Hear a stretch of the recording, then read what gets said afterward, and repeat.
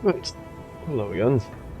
Dread Mechanic here, once again, for part 8 of my Armoured Core Mark III build stream. This one is getting real close to completion. It can walk, it can fly, it can be piloted manually, and I'm about halfway through-ish setting up some AI controls. And if you have a look at my last couple of streams, you'll see I've been experimenting with making this thing as fully autonomous as I can, using a combination of the AI blocks and a bunch of other stuff. But so far, it's all entirely vanilla. So, to demonstrate, at the very least, need to set up some kind of external control for this, but we turn that sign on. We'll see everything turns on and kicks in. I'm still experimenting with the sensor ranges for his walk controls. But yeah, he walks, he starts, he follows pretty well. And he balances pretty well. He's not doing too bad.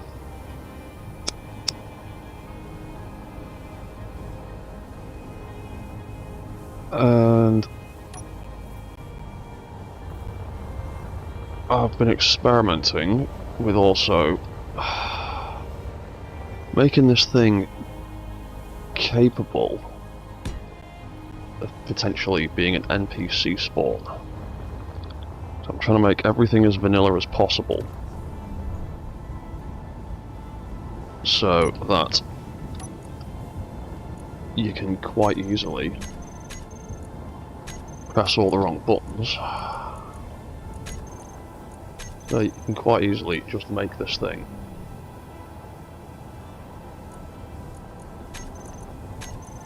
say a space pirate faction.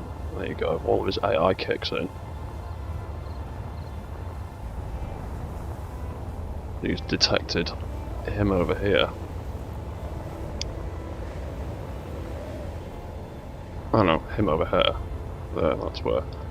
Yeah, and his weapons have kicked in as well.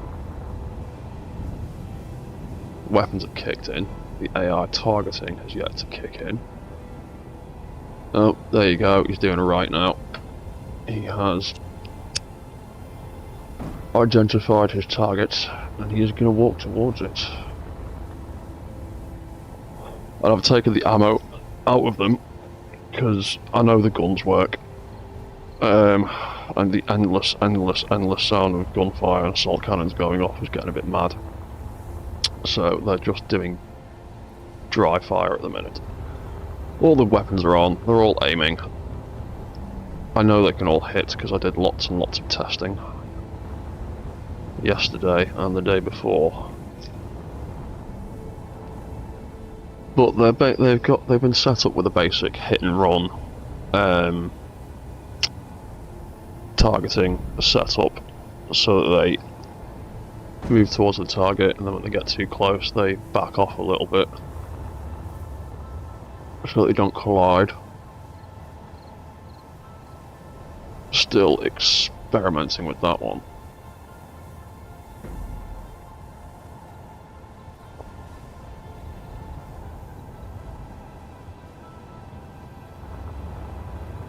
They have a tendency at the moment to whip around a little bit too quickly, sometimes.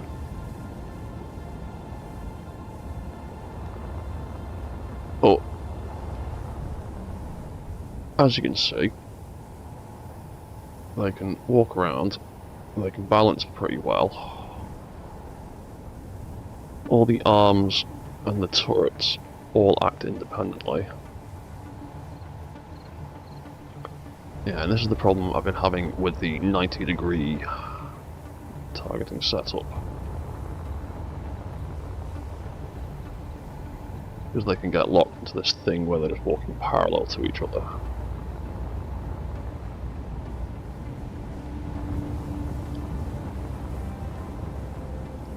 He's getting a bit tippy. Won't start walking again until both his feet are planted on the floor. There they go. He can walk again. Now I'm wondering, what other... I know that the circular orbital targeting does absolutely nothing for something that can't move sideways. Yeah, you see they're spinning a little bit too quickly there. That's because it's got so many gyros in it. If we try stay at range, use evasive maneuvers, what does that do? And we will quickly flick that AI on and off, just to make sure it's working. Oop. Oop, he's gone a bit wonky. Oop, he's keeping himself up right there. Just about. What was he doing? He's having a few issues.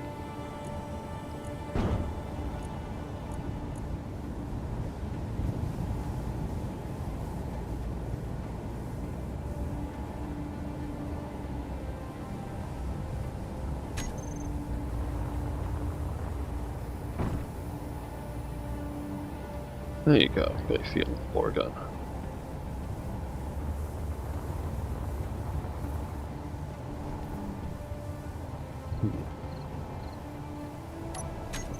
Let's take you out for a second. And he'll just go back to following me. Gonna drop him back in again.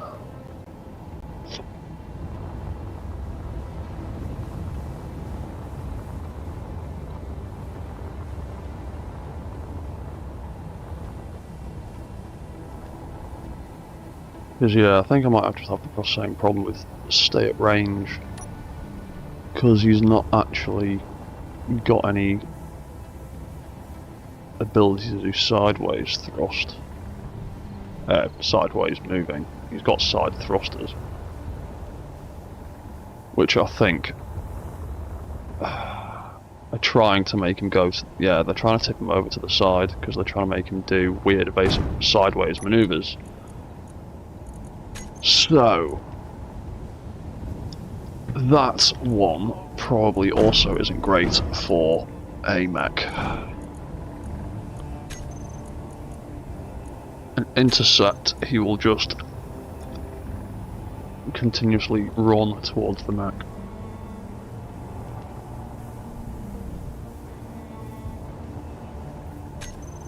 What have we set as a target prediction? Collision avoidance override.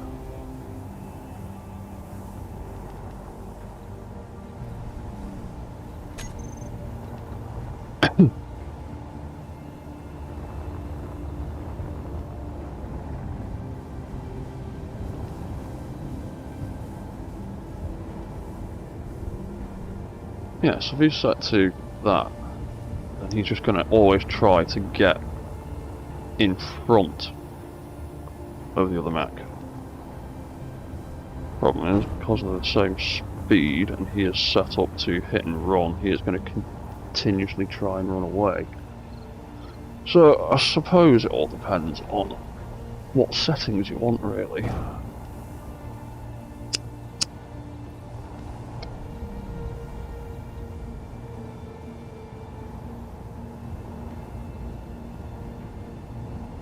Because yeah, he is going to continuously chase now, he is going to continuously run away. Because he's not likely to get outside of the 75 meter range anytime soon.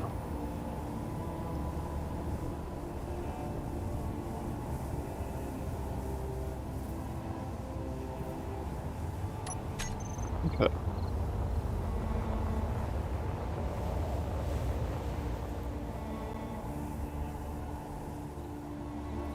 Okay, so...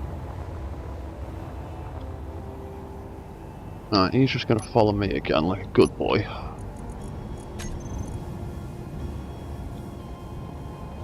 If we turn combat mode off again. Look at that. That resets all the arms.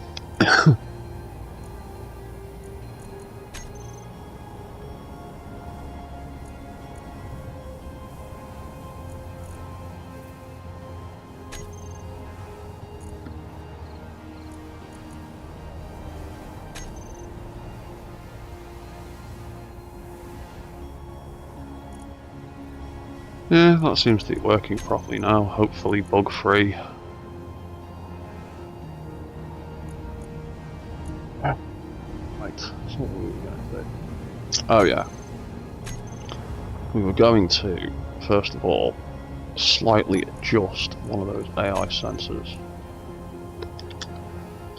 That reverse one, I think, is a little bit too far forward. Top extent, back extent. Top is, yeah, that one. So let's make it 10. So if something gets too close, it tries to reverse.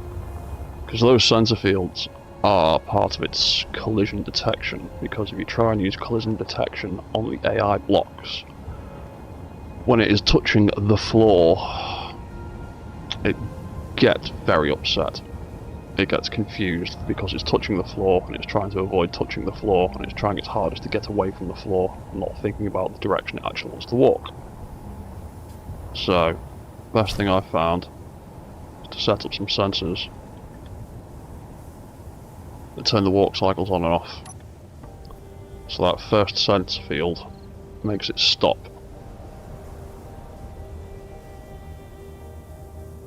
Second sensor field is supposed to make it... Oh! Yes, I've not turned that back on, have I? So, that's something we forgot about. Guard mode. If we deactivate that, it all resets back to normal. Like so.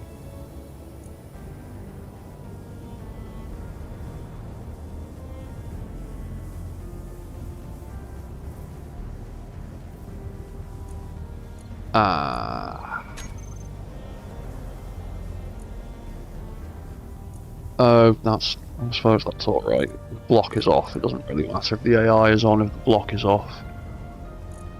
Because the block is only ever going to get... Yeah, that's fine. That doesn't make a difference.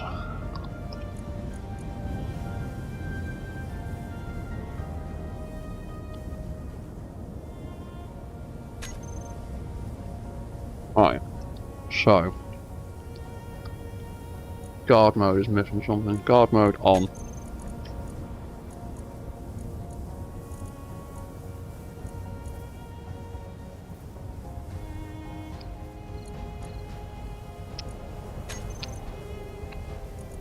Guard mode deploy. What's where in here? Oh yeah.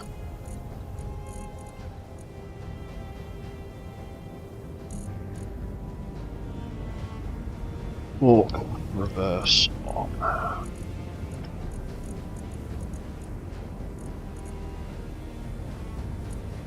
Also needs to turn on, but not trigger.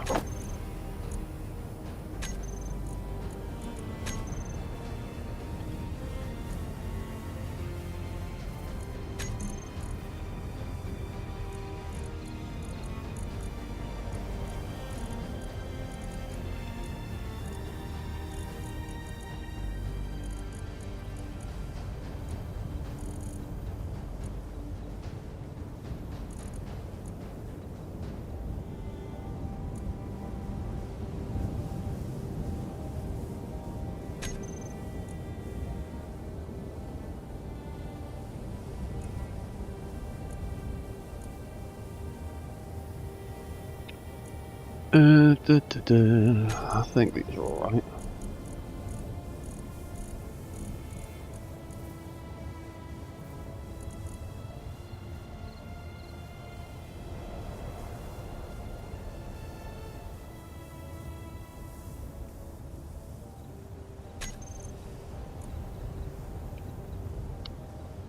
Yeah, forward start. Yeah, all start does is turn some lights on and off. That should be alright.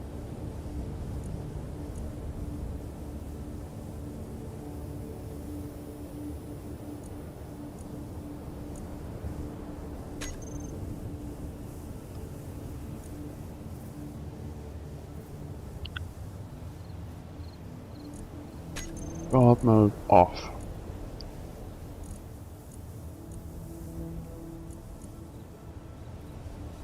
Oh yeah, that turns them both off, so that's fine.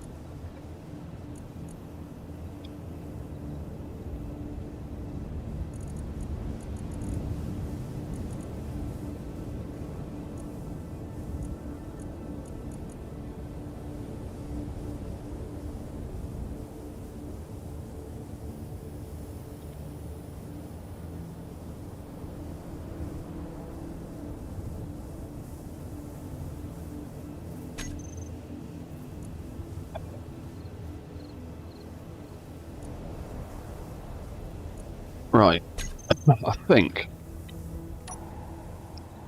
I might just about have these AI controls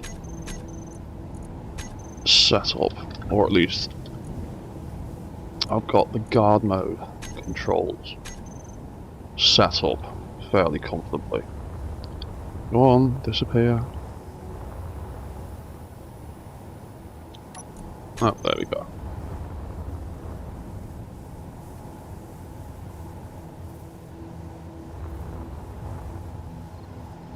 Just make goodbye.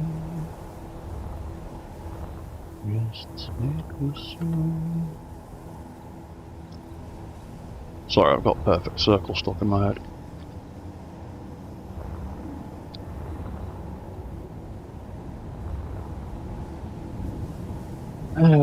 Right. So I reckon that will do for the guard mode. I think that works now.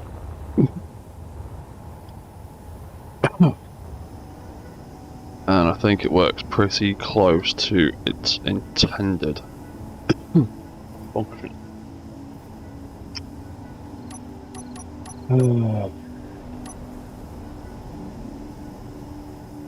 Now, I would like to also have some relay controls for this thing. Because I want it to be operated remotely. I want it to be able to be activated remotely. And I like the way these things look, so I want to... Obviously I can't put it in front of a thruster. I really like the way these things look, they're cool.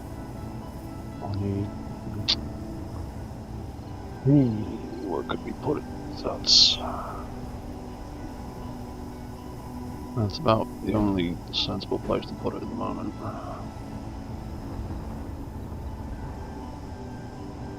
I mean, like it down there.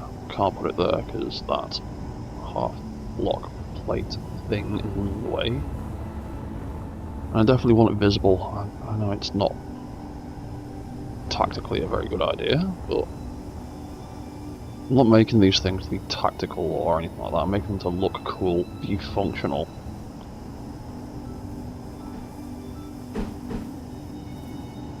And put together in a way that people can see how they work.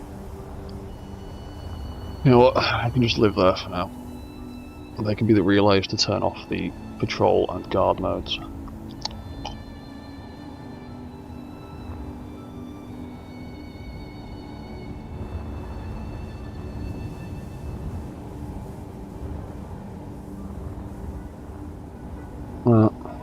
Wondering about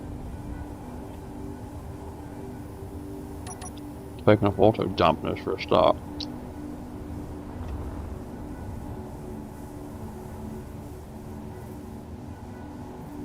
One of these reference pictures I'm working off, you can't really see it on the one that I've got up on here, but that grey one at the bottom has got some spiky bits on his elbows. I'm wondering.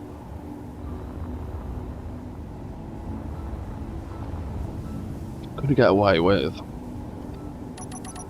a little bit more greeble on the arms?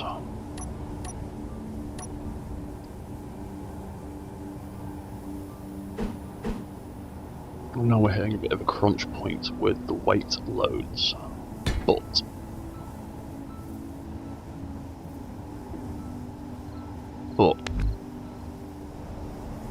I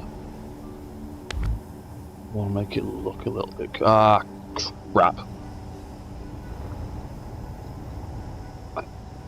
Back in mirror mode, I forgot about the front back mirror. There we go. Right, I've got to put this back away. What's that? Right. That was that. That was that. They were that. Yeah, that was that, wasn't it? Yeah, that was that. Oh, hey, Maz. Yeah, I do that all the time. I always forget, like, where I always do stupid things in mirror mode because I forget it's on, or I forget that I've set up a mirror mode somewhere, or haven't set up a mirror mode somewhere. But it's nothing that can't be fixed. And if it's game breaking, I'll just reload again. I've got my save game set up to auto save every 5 minutes, so I'm never usually too far away from where I was if I make a big mistake.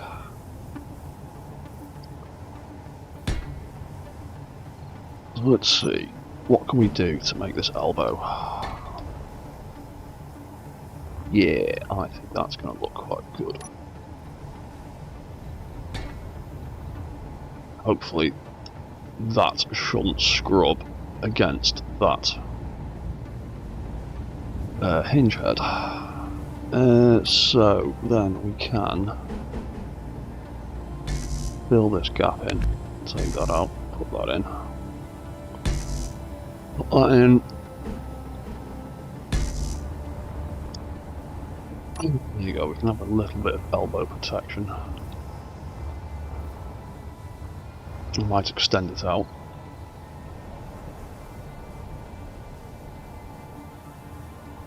Green, stop being gross.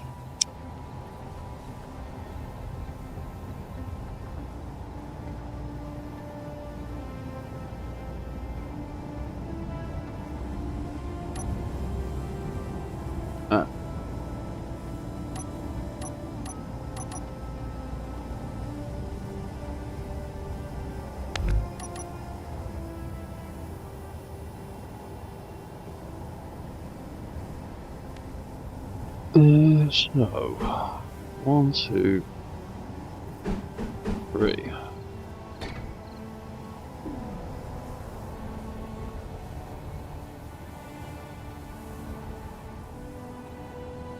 What, me smoking? If you've got a problem with me smoking, mate, don't watch the stream.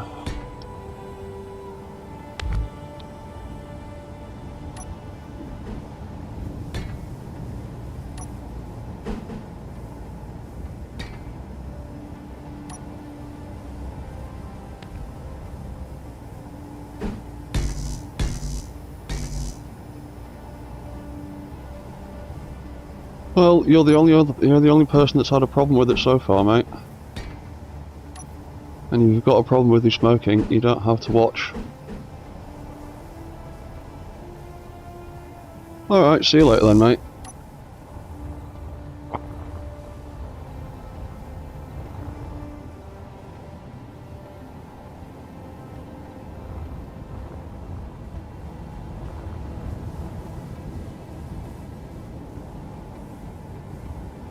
I haven't got an attitude, mate. I'm just enjoying my day.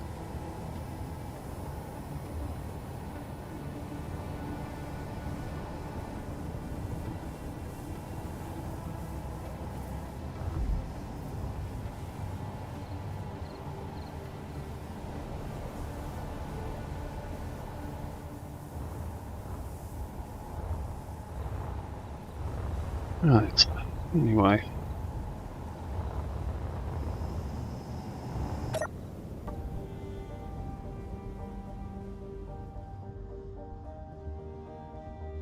Alright, so that's not adding much weight at all, that's fine.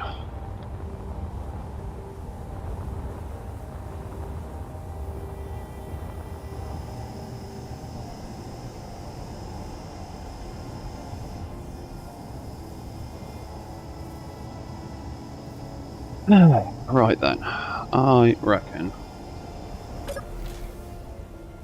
we could probably have a go at setting up a patrol mode. And for the start of that, I need to set up a patrol route.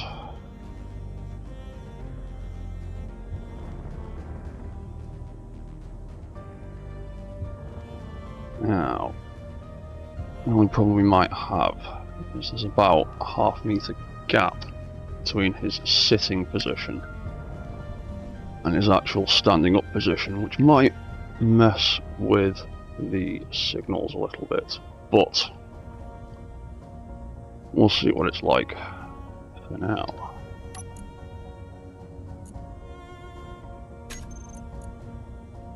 Yeah, so GPS, that's what I need. So yeah, I'll just do one from the control seat, that should be fine. So I'll just call it AC601.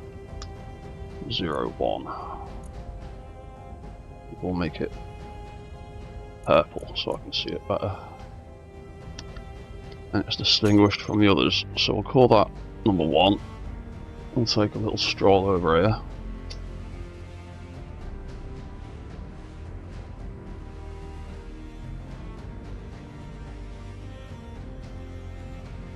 Oh, hello. Well, you're gonna have to give me a second to pronounce your name.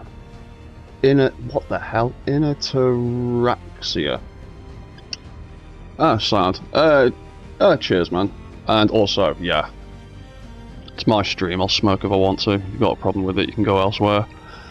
But yeah, yeah, mech's like a totally doable, man. Everyone should have a go at building mechs at some point, or just things with moving parts. They're real easy to do now that we've got event controllers. This thing is entirely scriptless. It is all just controlled by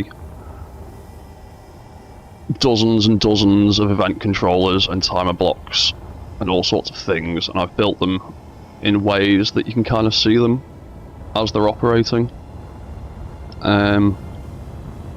I could tuck them all into the body and make them all invisible so you can't see any of the magic happening, but I like to have all of the event controllers and stuff on display so you can see what's happening. Like, there you go, you can see those. That's lit up. That is my forward controller. That is my reverse controller. And if I stick it in flight mode, because this bad boy can fly as well, you can see my flight controls ticking over and doing stuff.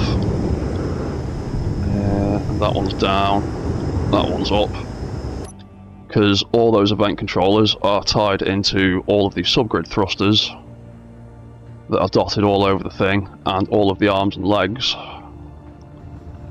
can all move in different ways when you press different directional keys. But yeah, you should definitely have a crack at making mechs, man. I've done a few little sort of tutorial videos and a few like what I call research and development streams, where I just live stream me figuring out some of these ideas in little short form streams that are easier to digest than watching like a 3-hour stream of me building a robot. But yeah, if you have a look through some of my other stuff, I explain how to do a lot of these things, and a lot of it's dead easy. What's that? Yeah, definitely, man. Thank you very much. Yes, definitely save it for later. I'm always streaming and posting videos of how I do stuff. I've got lots of script controlled mechs and stuff like that. Most of the things I build are all mechs or the occasional ship from an anime or stuff like that. And a lot of them use a variety of script and vanilla stuff, but these Armored Core ones I've been doing for the last few weeks are like 99.9% vanilla. There are a couple of scripts in the cockpit just for the display screens, and there is one solitary mod to make the rotors a little bit stronger, and that is about it. Other than that, these things are completely vanilla controlled. Like the walk cycle and the anti-roll. Is the anti-tip gonna do its job? It's gonna do its job. It went a bit sideways then. There we go. There we go. Yeah, that was all vanilla controlled. There was no script in there. That was purely event controllers and gyroscopes and sensors doing things to make it tip itself back up again.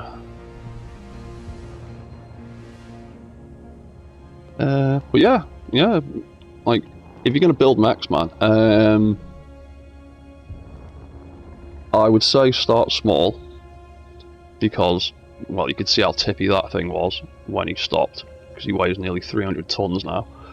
I'd say start small, and I would say start with something that's got 4 legs.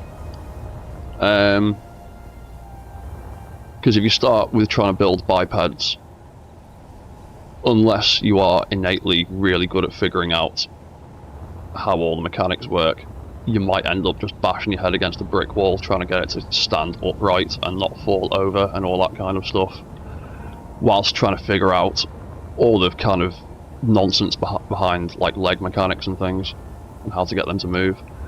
I started off just building like spider mechs, like Ghost in the Shell stuff, like Tachikomas. Yeah, I know it won't let me paste it in because there's too many mods on it. It won't let me paste it into this game. This game's got no mods in there. You let me paste that in? No, you're being too moody. But yeah, I'd start with things with 4 legs, because you don't have to worry so much about balance if you've got 4 legs. Because if you're doing a multi-ped, you've always got 2 points of contact with the ground at any time, which makes you a lot more stable. Whereas when you start building bipeds, as soon as he takes 1 step, all of his weight shifts onto the other foot, and that gets difficult to balance. But you'll figure it out eventually. Yeah, definitely, man. Yeah, definitely do some like multi-ped stuff before you start trying to do bipeds. Bipeds, I'm only just figuring out bipeds now, and they require a lot more work and stuff going on to keep them upright. If you've got a multi-ped, like a Tachikoma, Think Tank, something like that, you don't need to worry too much, because the thing that makes... Oh, my game crashed. Oh, lovely. Oh, fantastic. Okay, well, I'll give that a second, and we'll try that again. Cheers, game. I'll carry on talking in the meantime. What was I saying? I honestly can't remember what I was saying now. Cheers for that, game.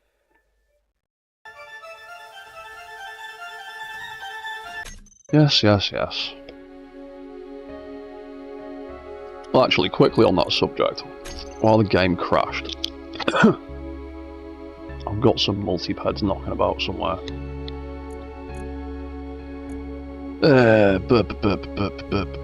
How much worlds have I got? Dun, dun, dun, dun, dun. Where is it? No, it's not that one.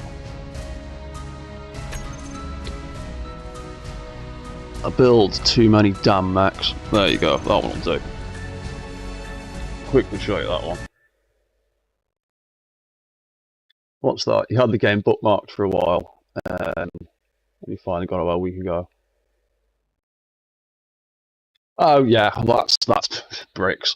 That is everyone's problem. I think that's a universal problem with space engineers when everyone first gets into it, is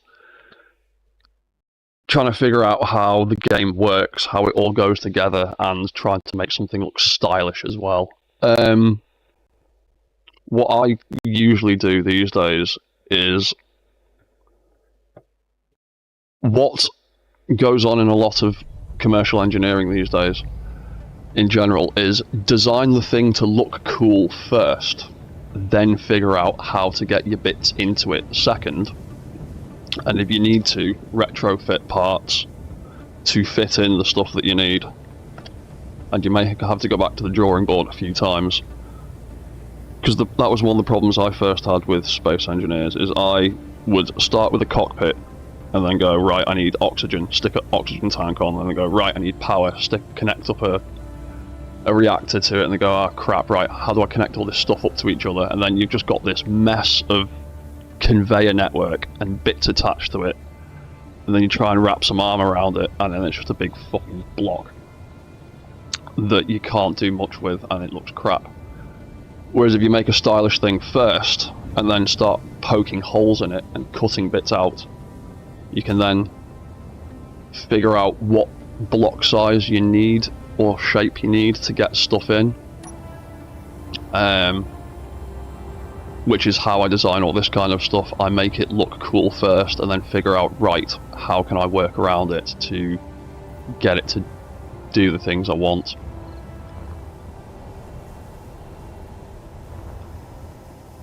Oh, you got a physics engineering background, sound. I don't, so you probably know more about it than I do.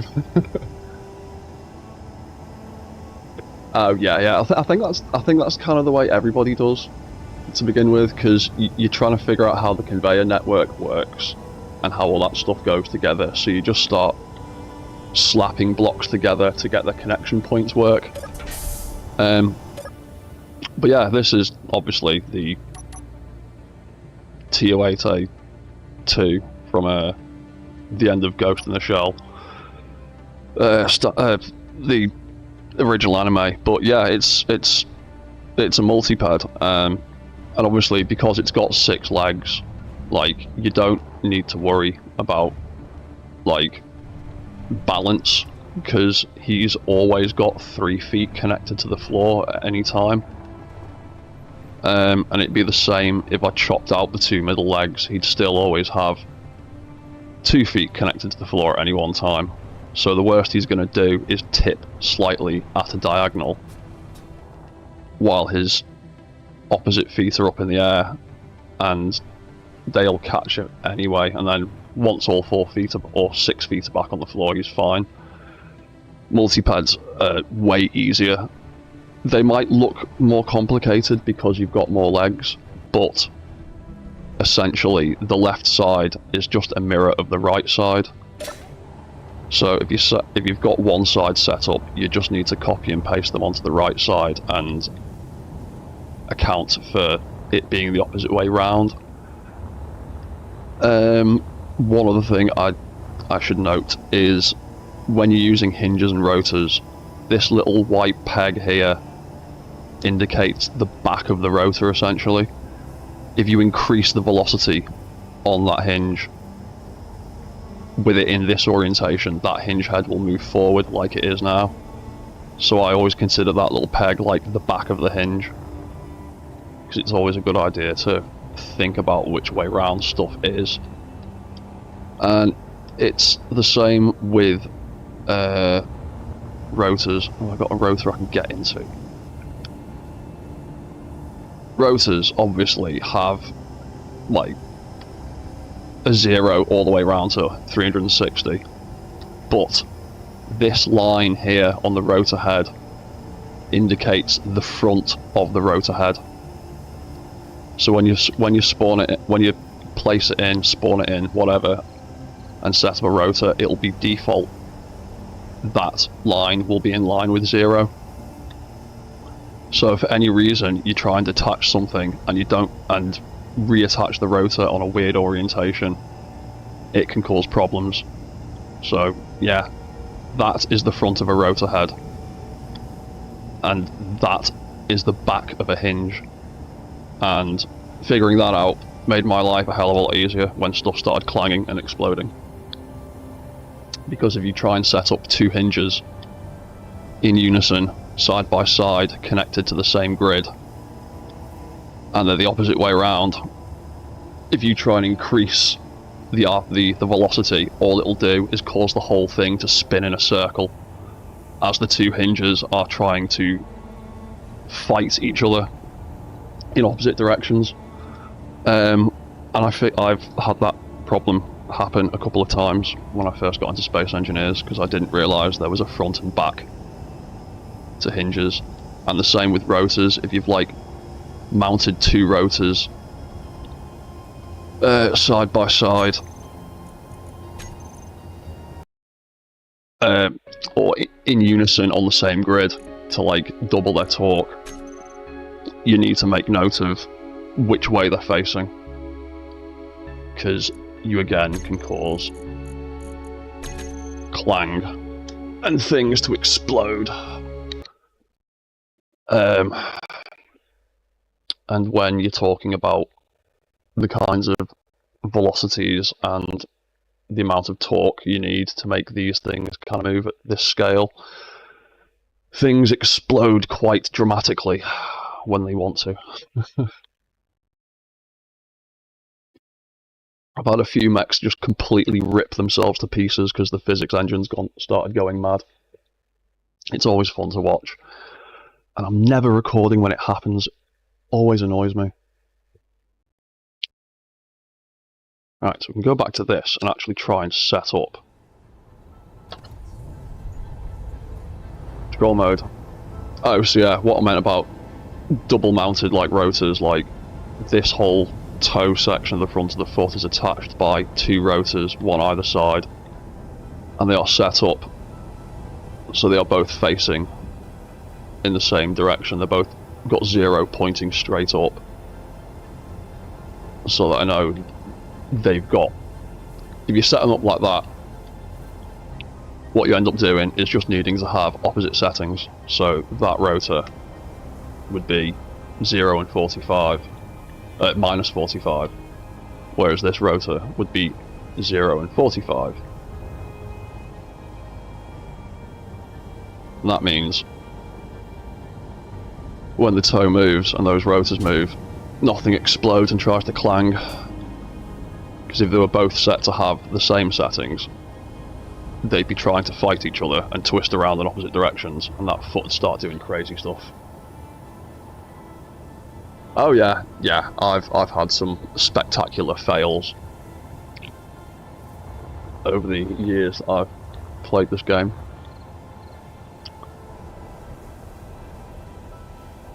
Hello, H1R1. How the Welder-Wall turn into a carnival ride. Yeah, when you start playing with subgrids, things can get real clangy, because there's a few issues with vanilla. Blocks, like the articulation blocks, some of the rotor heads aren't exactly the same shape as what you can see, and same with some of the rotor bases, and same with the hinges and some of the blocks. I've noticed I can put 2 hinges side by side, and then I can try and put the same kind of block either side of those 2 hinges, and one will let me place it, one won't let me place it, and it's usually because of like the rotor head. So there's a few things that can scrub that you will not notice and will not realise. Like for example, what was it? 0.3 I spent about 2 hours the other day screaming and shouting at myself because of the orientation of some of these rotors. Literally, a slight bit of the displacement, and when I start moving, you can hear all that clanging. You can hear the sounds clipping, and you can hear all that clanging.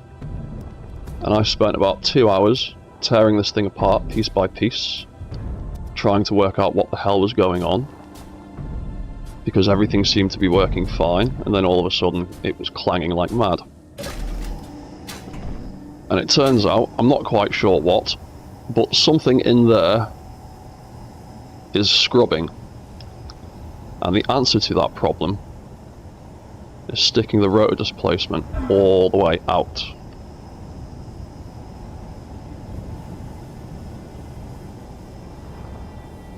Stick that back out.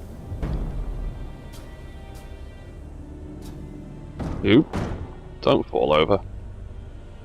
Go on, go on, go on, tilt assist. Go on, go on. I think he's just on his limit of how far he can tip over. Go on, go on. There you go.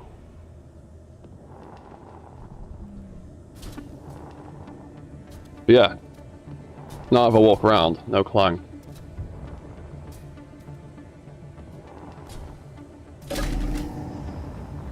So there's something about this configuration that is scrubbing, and I'm not sure what it is. I don't know whether it's this block may be scrubbing against that, even though there's a clear like 20-30 centimeter gap. It could be the back of this rotor head scrubbing against something here. Honestly don't know, but yeah, hours and hours and hours it took me to figure that out.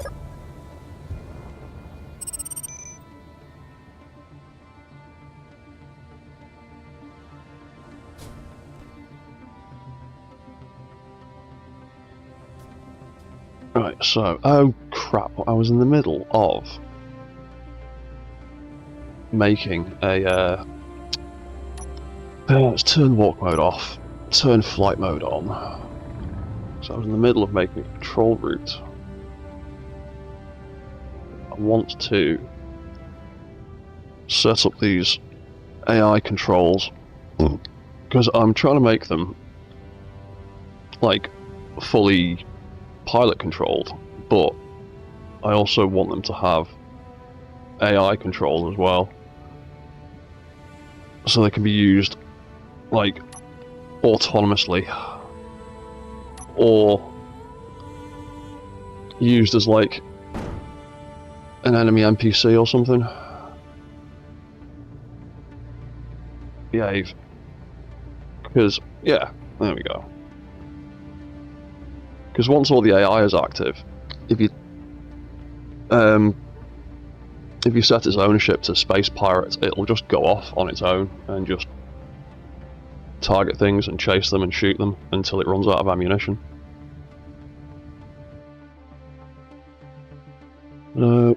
How far away is that? 100 meters, that'll do. Alright, so we'll set up another one there.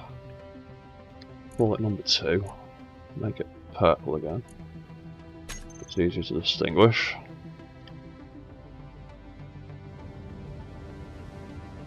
You don't tip over. So yeah, he's got a bunch of sensors on the bottom half of him that are set up to detect voxels. And if he tips off balance, it triggers one of those sensors, and then the gyroscopes inside him are set to tip him back up in the appropriate direction so that he ends up back on his feet again. Yeah, about 100 meters. I'll do that. I'll do that one. New from current position. set that up as number 3, make it purple.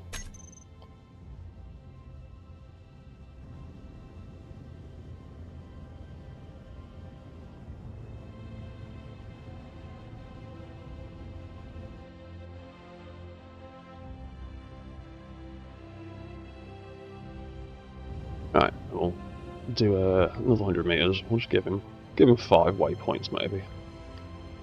He's got a few to play with. Because I've set up systems like this on other mechs before, and it works quite well. It's just a case of figuring out the little fine details between your design choices between mechs. So, make another one of them. On number 4. Yeah, make that purple.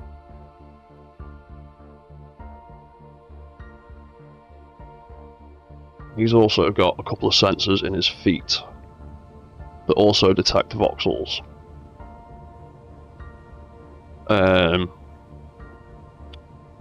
That stop the walk cycle if his feet aren't connected. If both his feet aren't on the floor, it'll stop the walk cycle and give the tilt assist stuff a moment to kick in. So that he stops just flailing his legs while he's trying to right himself. So that one can be that. That can be number 5. That can be that. Right, so we've got patrol mode stuff already ready to go. I just need to copy some of the guard mode stuff. Right, what am I missing there? Oh, I need another timer for the deploy. Guard deploy. Where did I put that timer? Oh, right, yeah, it's that one that's tucked in there. So its counterpart should be tucked in here. Yeah, cool. So that's copy all, copy settings, paste. That'll be patrol mode deploy.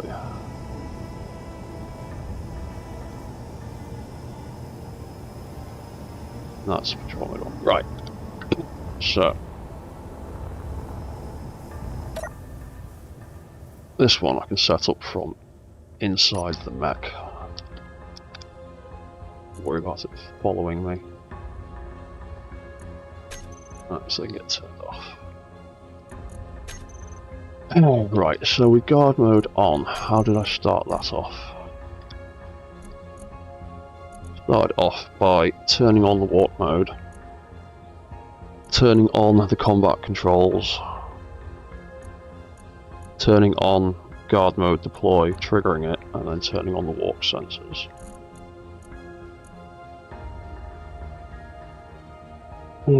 Right, so control mode on. The walk mode sign turning on. Next thing. Combat mode controllers on.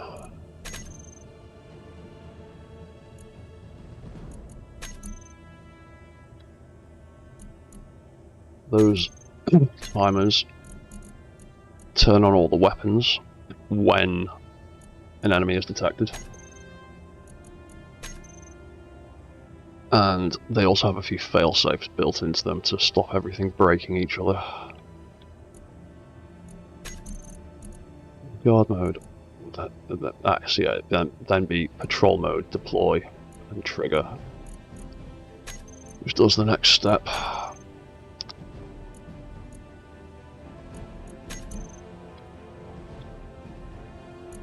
Deploy will turn on and trigger, and then the AI sensors that control the walk cycle would turn on.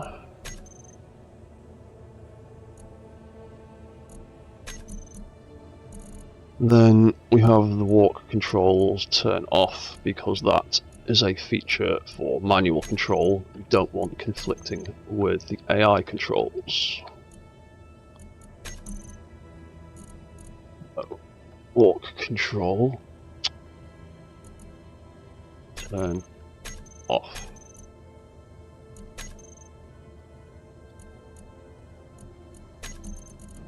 And that is everything. The start of that. So then the deploy trigger will turn off the manual walk controls because we don't want them conflicting. And it'll turn off the override thrusters because we don't want them conflicting.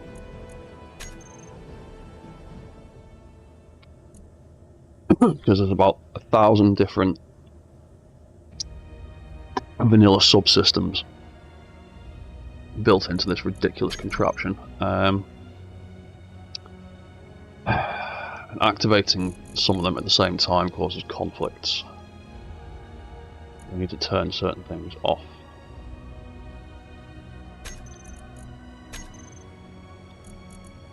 Forgotten what that was. Walk controls, that's what it was.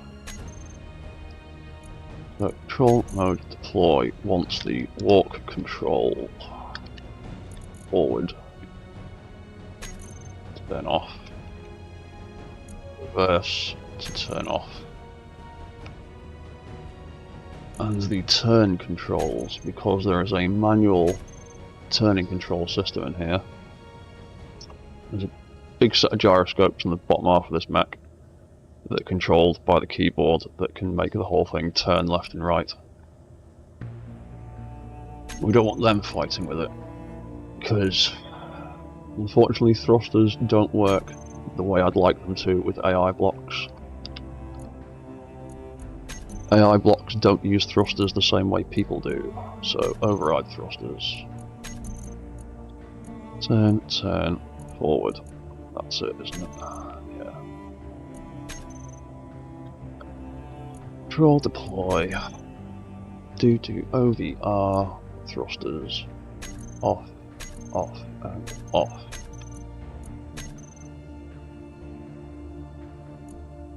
Is there anything else in there? Oh yes. Right, we need to turn on all the side thrusters to help keep it upright.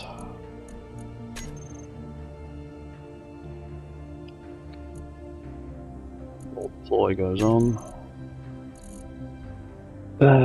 Side. Thrust. Left. On.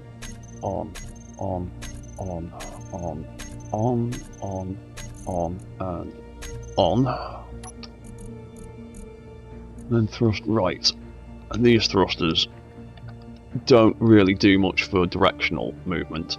They pretty much just help keep it upright if he tips off balance.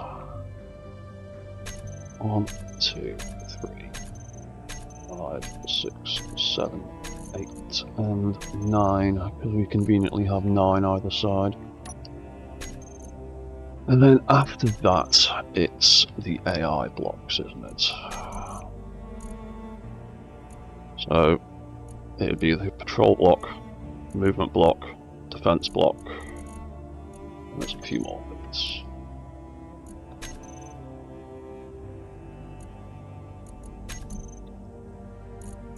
So we would have the AI patrol block turn on and have its AI turn on.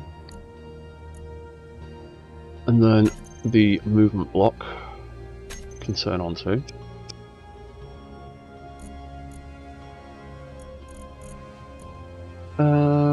And the defense block, because that is going to keep an eye out.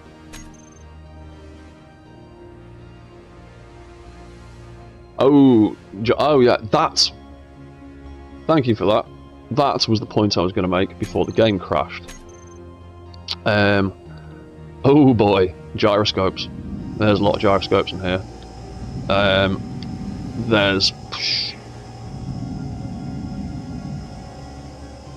70 odd small gyroscopes in here. The entire front of the body is full of them inside the front of the chassis. This is what controls all of the tip controls and makes everything stop falling over. And down below in the waist, in the bottom half, these gyros on rotors are the turn controls. So there are a couple of thrusters in the side that are connected up to some event controllers somewhere. So those thrusters are connected to some event controllers that, when they are triggered, turn these rotors, and with all these gyroscopes on override and those rotors on share inertia tensor, it shifts the entire mech left and right. It gets a bit clangy when you've got your feet on the floor, but that is what I'm using to turn that left and right. And if I jump back in there, drop in.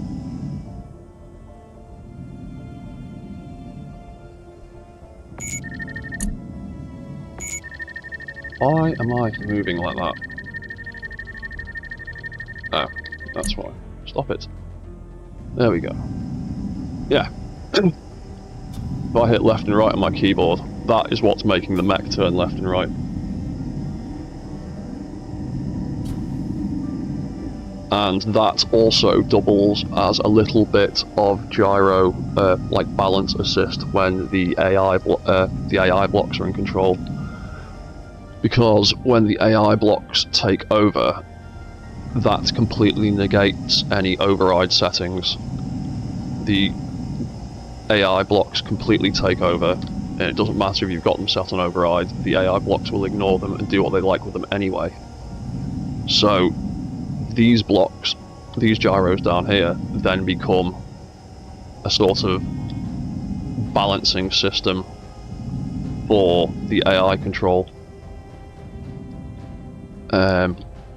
So the two sets of gyros essentially swap roles between manual control and AI control. It gets a bit complicated and convoluted, but yeah. Gyros are one of the most important things in trying to build mechs in general, particularly bipeds, because otherwise you'll just fall over without them. Unless you're really, really good at balancing them and distributing the weight and making a really perfect walk cycle, you'll still need gyros. There's lots of things that can be done with them. So we were nearly done setting up the basis of this patrol system. So that turns on all the AI. Guard mode deploy. What was left in you? Turn off walk control again, just as a failsafe. Yeah, we'll do that.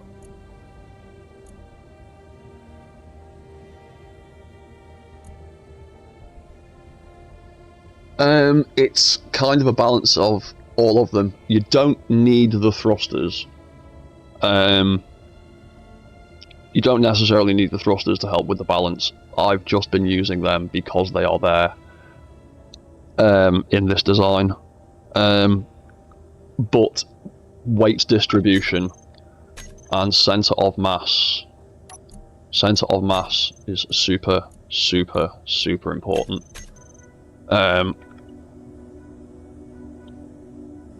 As you'll see, all the little orange dots indicate all the different grids. But this big green one in the middle is your grid's overall centre of mass, and that's the important one. And you can see, because this thing's got this massive jetpack subgrid contraption on the back of it, its centre of mass is sitting a couple of feet back off the centre line of the mech, which should be pretty much here. That's the centre line of the mech. but because of all that weight at the back, that's the actual centre of mass of the thing, and that's why it lurches back a little bit when it takes a step. If I chopped all this off, it wouldn't do that lurching, but if it didn't have the massive jetpack and all of those subgrids on the back, it wouldn't be an armoured core unit. So that's where the gyro control balance system thing comes into play to counteract that. You'll see it'll do his first step and he lurches back quite a bit, but he's not too bad. And also, if you're building bipeds, making the arms move in sync with the legs and the opposite way around, like human beings really do, actually does help. It actually does make a difference with keeping your weight centered. But there's so many little nuances to building these things that you'll pick up, and I could spend the next week and a half trying to explain them all one by one and not actually get anywhere with this build. But yeah, there's a lot to it, but start small. Start with spider mechs and things like that. Start with sweeping legs and multi-pads, and that's way easier. There's like sweeping legs, something that just lifts up, sweeps forward, drops down, pulls back, like how like an insect's leg works. They're the easiest kind of legs to make. Trying to make humanoid legs like these is a bit more complicated, because you have to account for like all the angles and the distance, and the only reason this mech isn't tripping over its feet every time it steps is because there is another timer in there that's controlled by that little red light on the front of the feet. That little red light, as you can see, it's turning on and off. That is reducing and increasing the friction on the front set of wheels. So when it turns on, it sets the wheel friction to 0, so the foot can swing in and slide into place. And then as it's about to move back, it turns back on and increases the friction back to 50% so that it can create drag. Without that, those feet just catch on the floor every single time and he tries to trip over and face plant. And it took a lot of screwing around to figure that out. So I would start small. Start with biomechanics is cool when you see it, but terrible trying to learn. Yeah, it's a strange thing to try and learn.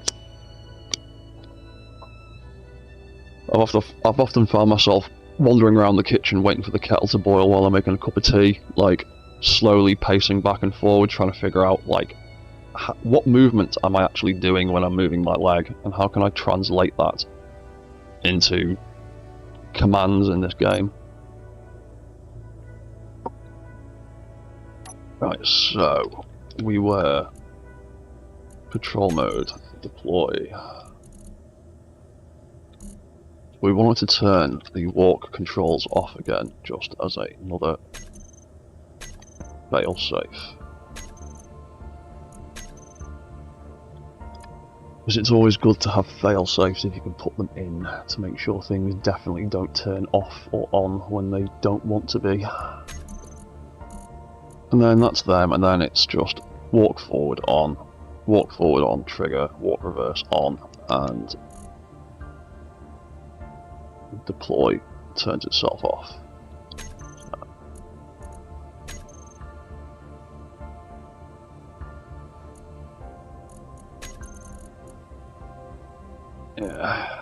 Yeah, so we can walk forward. So, control mode, deploy, would then walk forward on, and turn on, and trigger, and that'll start the walk cycle, so we'll start walking forward. Then we also need the walk reverse cycle timer to turn on, so we can walk backward, in case he bumps into anything.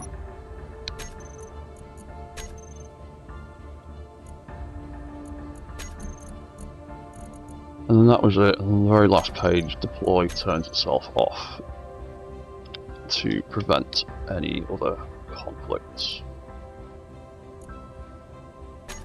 Now, so, patrol, deploy, page 10. Oh, you dumbass, I've started on the wrong page. I've put everything a page back by mistake. Crap. Yeah, that's something to be wary of. Where you place things in a timer sequence. I've screwed up here. I've started at page 10, so that is actually going to turn all of this stuff off at the very end of this sequence, because timers go from number 1 on page 1 in sequence all the way through, then do page 2, then do page 3, and then all the way through. And I've stupidly put the things I want to happen at the beginning of the chain right at the end. I need to move everything forward a block. Damn it. Right. Stupid me. Walk controls. Off and off. Walk forward. On. Trigger. Oh, walk reverse. On. Right, delete that page. AI blocks. AI. Control. On. AI. On. Movement. On. AI. On. Defense block. On. AI. On. And we can delete that one.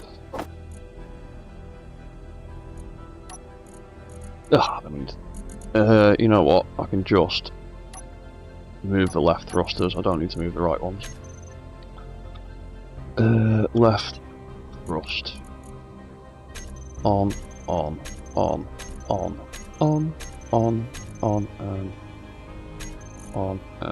on.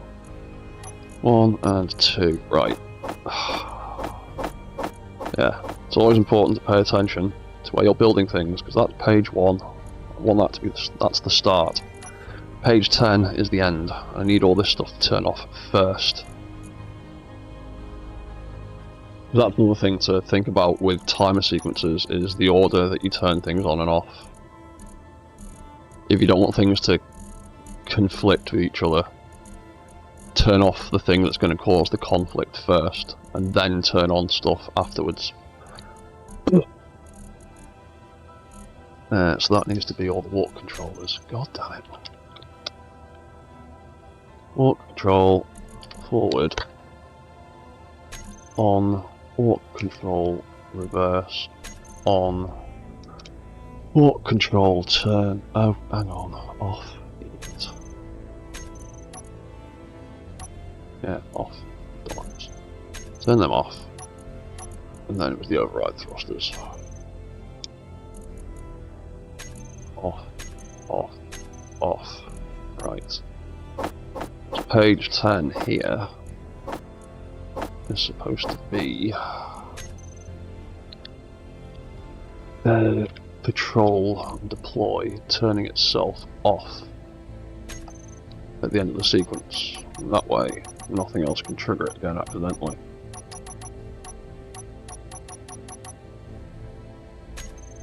Right, so that's on and deploy.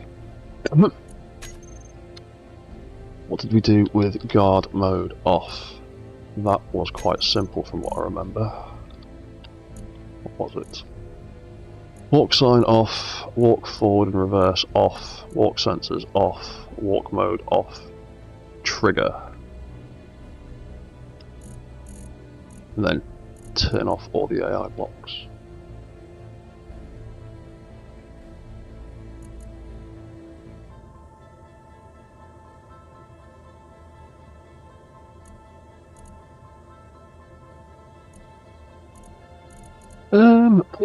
There's some thrusters in there that, oh no, they'll get turned off by the walk mode off, that's why. Right, so, turn the walk mode off, turn the walk on controls off, turn the sensors off.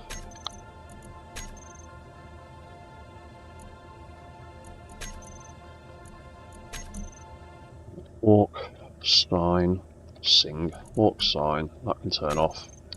Because I have the walk mode boiled down to a single switch, turning that on and off turns off the entire walk sequence, controls and everything.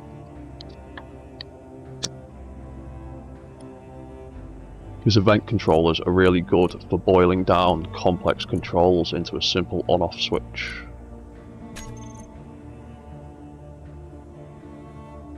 Which I'll show you how I'm going to do with this in a minute. Guard mode off was then walk forward on and off. Control mode off. Walk on. Off. Walk on. Reverse. Can turn off.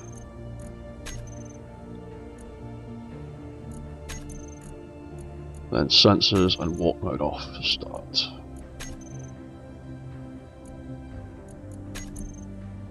AI sensors can turn off, so there's nothing triggering them.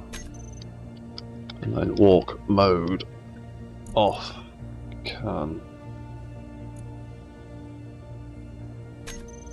Do we just have it set to start, or is it turning on and starting? It already switched on, so it shouldn't be an issue. And then we turn off all of the AI controls.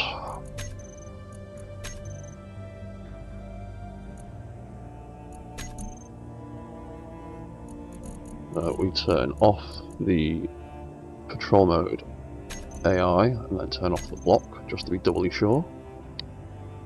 Same for movement. And same for defense. And there's a fail-safe in case we're in the middle of combat mode or the weapons have been triggered or whatever reason. We'll do the same with combat mode. And then guard mode off. Combat mode stop. Combat mode on, stop, and off. Right, that's a fail-safe as well. Combat mode on and off and start. Right.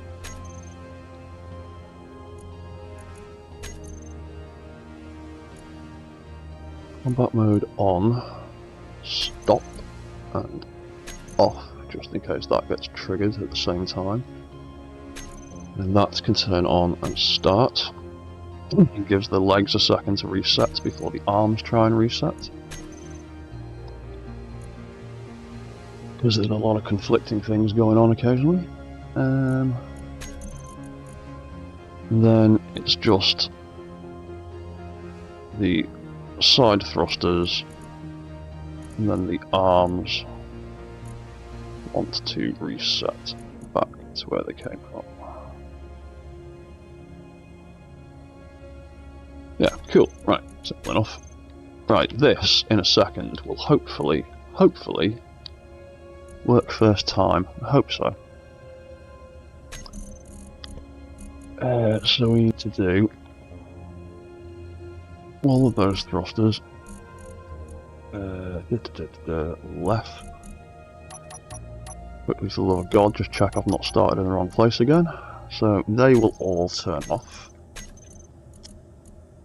On 1, 4, 5, 6, 7, 8, and 9. Right will turn off.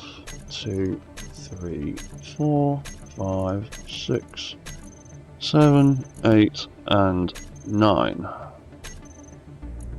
And then what was the last thing?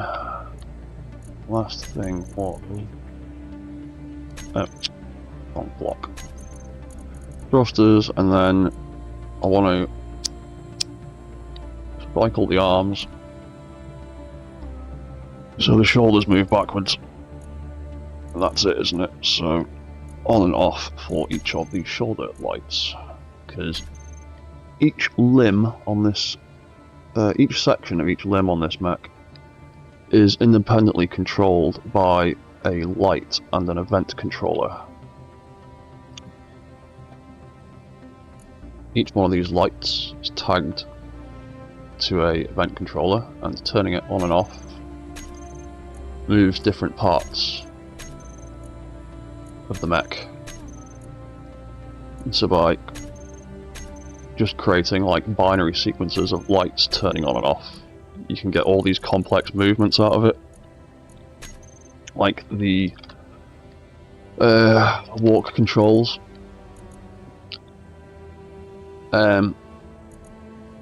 So this controller is looking for leg light 01, which is the light right at the top of the leg and the hip. When that turns on and off, it just turns off and on other lights to make the different sections of the legs move.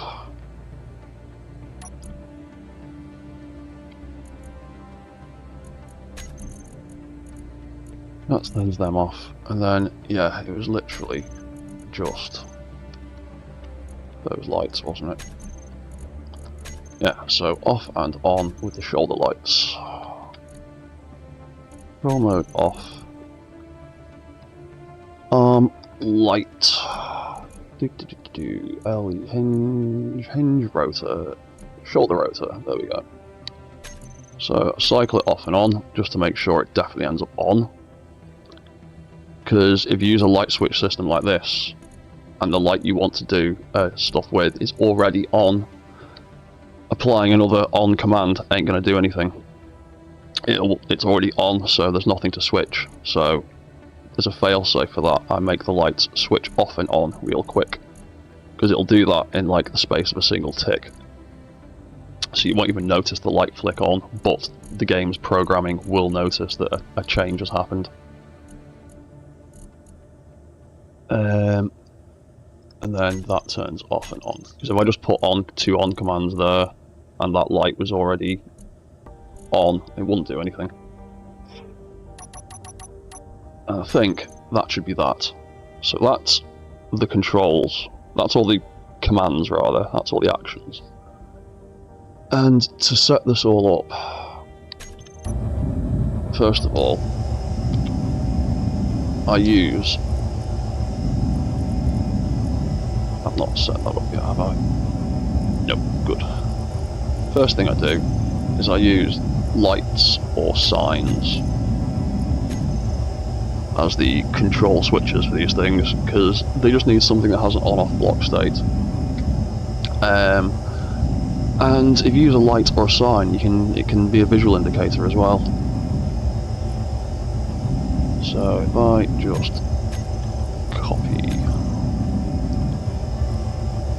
that out of there, we were 3, we were yellow, and we were 25. There we go. So patrol mode sign, I'll set that up.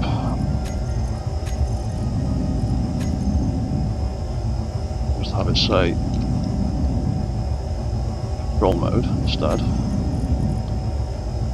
Set that to 3 because it fills the screen nicely. Centered 25 because that's about in the middle for the amount of lines we've got. And then where is it? Background I like. There it is. Trinity. So that sign will be the on and off switch for patrol mode. And it'll be controlled, or it'll be triggering this event block. So when that sign turns on and off, it will trigger the patrol mode controls. So what we want, first of all,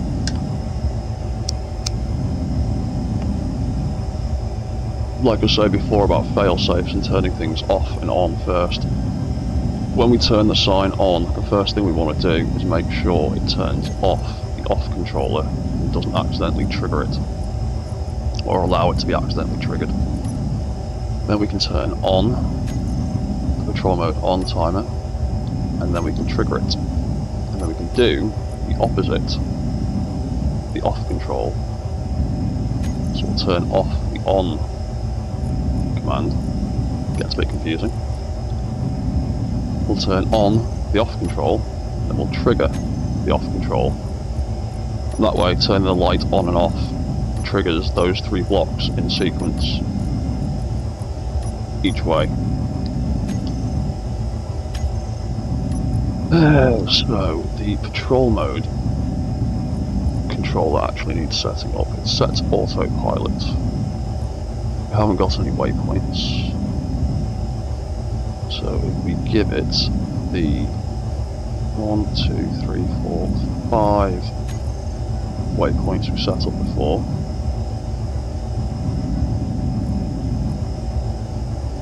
that should hopefully work. So I'm controlling it now. Stop. Correct itself. I turn walk mode off. Now I jump out. Jump into the terminal and hit the patrol mode sign on. It all kicks into life. Ooh! Yeah, he turns a little bit too violently. Now, can you get yourself back up? I gave you lots and lots of gyros. I've seen you get back up from a lying position before. Do you need a few more? Yeah. You still might need a few more gyroscopes for your AI controls. Because when you tip over, there you go. When you're not flinging yourself around at 1,000 miles an hour. Yeah, there you go. He is now following that waypoint.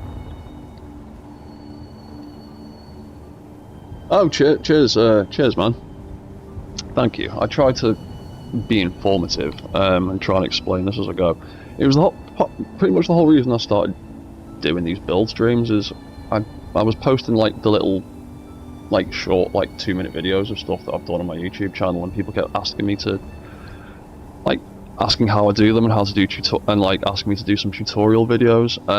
And I've tried whittling all this stuff down into like a 10-minute tutorial, and it's really, really hard. There's a lot of stuff to cover, and then the video I'm working on ends up having like 1,000 edits in it, and my computer starts freaking out because of all the edits, and then trying to put audio in and all that kind of stuff, and it's a lot harder to try and boil this stuff down into like a 20-minute video than it is to just do a 3-hour live stream that people can drop into and see how I do it in real time. And if there's people actively watching the stream and talking to me like you are, I will happily explain this stuff a lot more in depth as I'm doing it. He is trying to hit that marker. Did you get it that time? Doesn't look like he did. This is another one of the issues of waypoints and mechs. Mechs walk, obviously. And as you can see, as he walks, every time he takes a little bit of a step up. And I think the AI block might be a little bit too high, or the waypoint might be a little bit too low for him to connect to it properly. So he's doing his best. He keeps going around in circles. He's being nice and steady about it, but because it'll be because precision mode is on. Because precision mode is on to stop him violently throwing himself around. Yes, that's probably what it is, isn't it? he's trying too hard to be too precise about where he's going.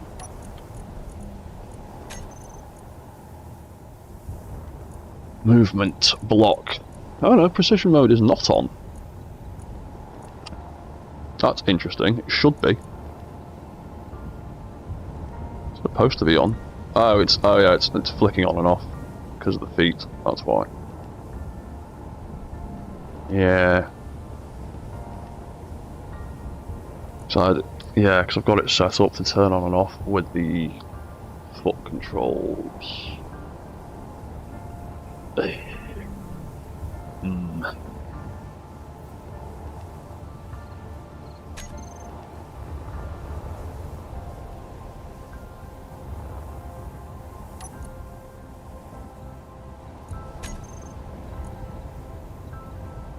What can we do about that? Because I needed precision mode to be on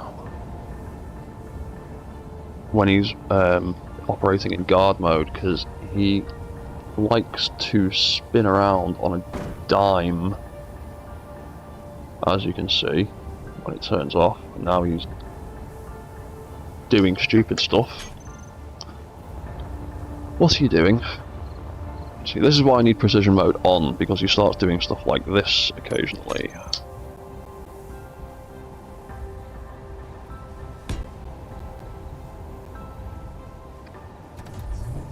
Oh.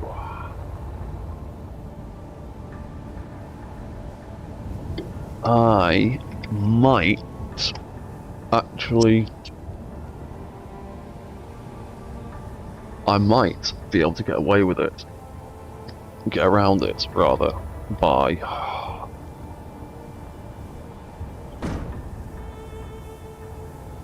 yeah.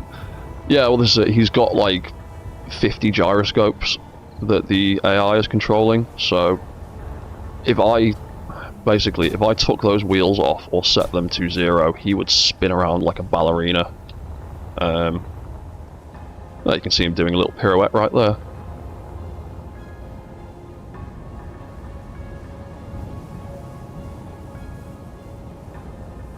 Yeah, and he's not quite got enough gyro control to get himself back up happily. Come on, I saw you do it earlier. Come on. Yeah, and that's just all the gyros fighting against 280 tons worth of mech. And eventually, it will get back on his feet, and then the sensors on the bottom of his toes, just there, will detect the floor again, and his walk cycle will kick back in. Yeah, man. Come on. Oh, just about. There you go. Right, yeah. In fact, there's a better way we can check this. We can look for the AI movement block, because that is what is currently making it move. Stick that on, so we can see where that block is.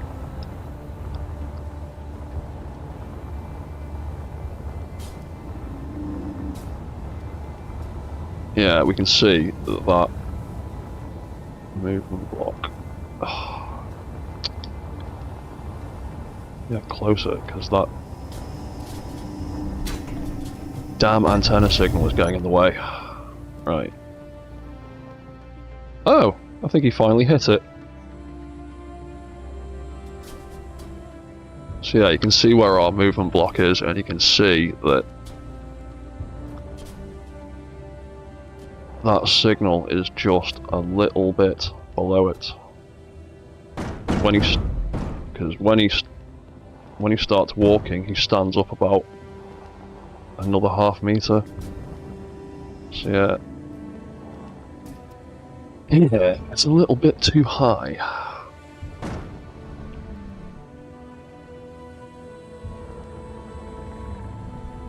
So, if I mounted the AI movement block a block lower. Oh, no. Oh, he's moving on to his next one. So yeah, he can do it. He can follow waypoints. It's just an issue that you'll find with things that walk, because they naturally bob up and down while they walk. They can occasionally overshoot a waypoint by a few feet. Like he's missed that one, so he's turning around to go back for another try. But because of all of his suspension and the friction fighting the gyro control, he has a hard time turning right around to the right place to get there. And as soon as both his feet lift off the ground, all the gyros kick in like mad, and he does that. So it's a bit of a balancing act, so to speak. Pardon the shit pun. Are you satisfied you got that time, or have you just given up? Yeah, sometimes it seems like the AI blocks will occasionally just give up and just move on to the next target. And then sometimes they'll just get stuck trying to reach the same target over and over and over and over again.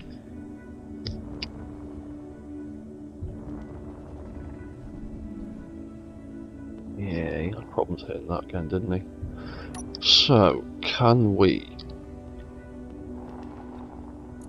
What happens now if we just turn off patrol mode? Everything goes back normal.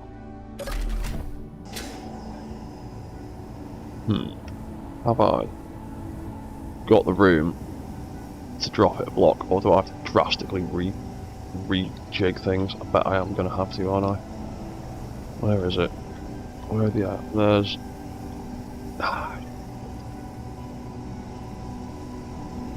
Yeah, because that's the remote control, that's the AI recorder.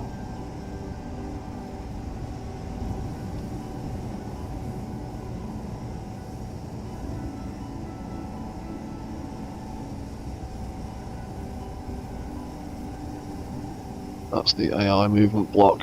Damn! What's that?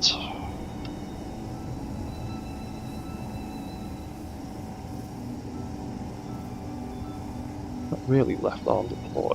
Right arm. Ah, smeg. I've put vital systems in the way. I'm not rebuilding them.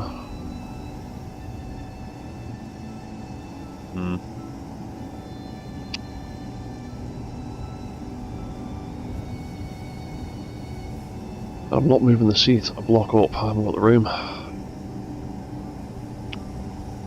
Ah, damn. That's annoying. The only way around that is to completely rebuild the arm deploy controls. I don't want to do that.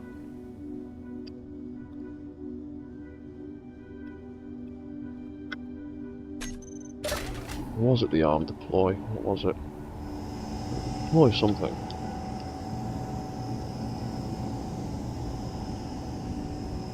That's that, that's that, that's that.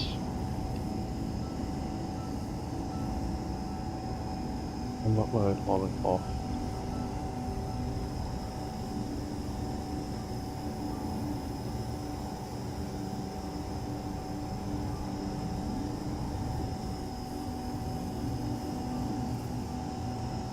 Oh, is that walk cycle delay?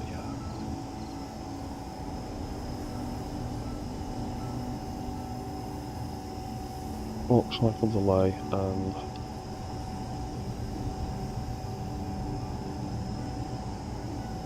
Oh, that might actually be more movable. Walk cycle delay, that's less complicated to move. Much less complicated. What's that? Combat mode on, maybe.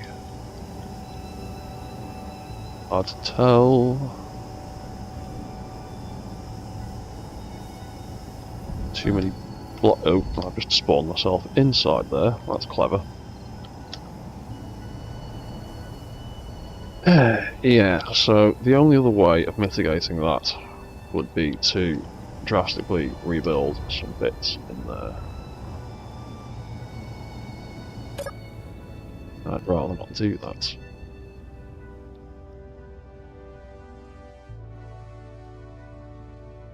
So,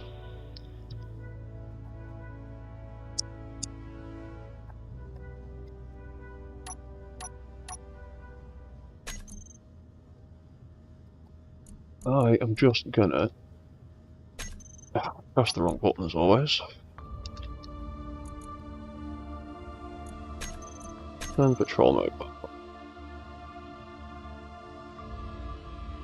When he does that, he'll head back to number 1. Oh, he's managed to get most of the way around to number 4. Too bad. Yeah, he can sit there doing his little patrol route. And he will happily be minding his own business.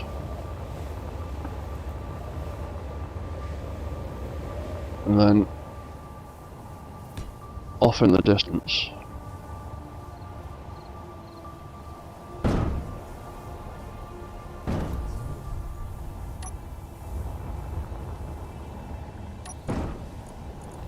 and then off in the distance, once he's sorted himself out, an evil bad guy will appear.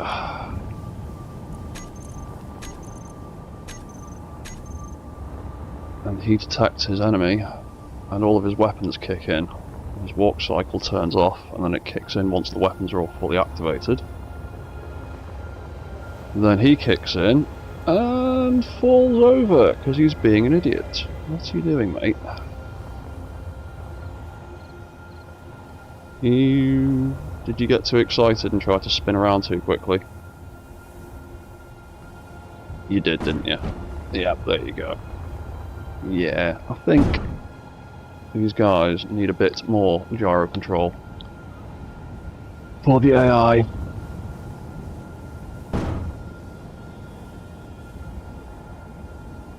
Or maybe I need to figure out a way of getting more subgrid gyro override on there so they can't spin around as dramatically like that. But get you back on your feet. There you go. Once he's back on his feet, he's fine again.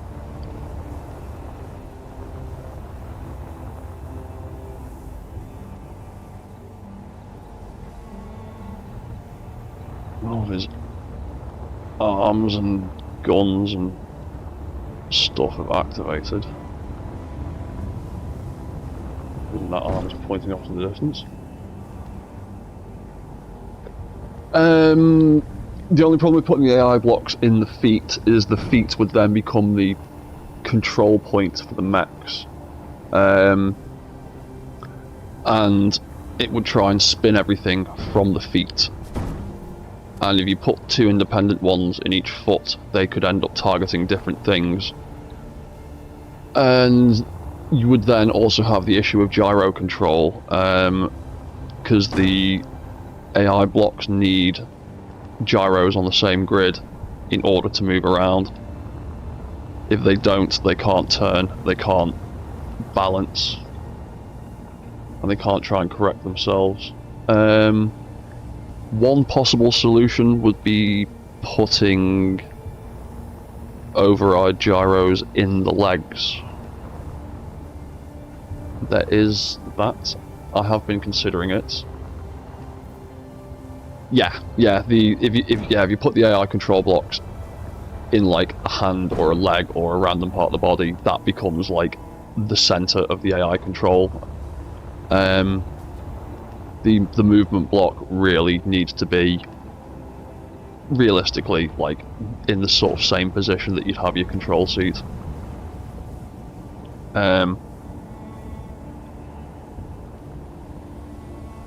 It just makes it easier. But yeah, these guys are set up with the AI blocks to target, and I can't remember what targeting setup I gave them actually. I think I just set them both to intercept, so they're just trying to run at each other now.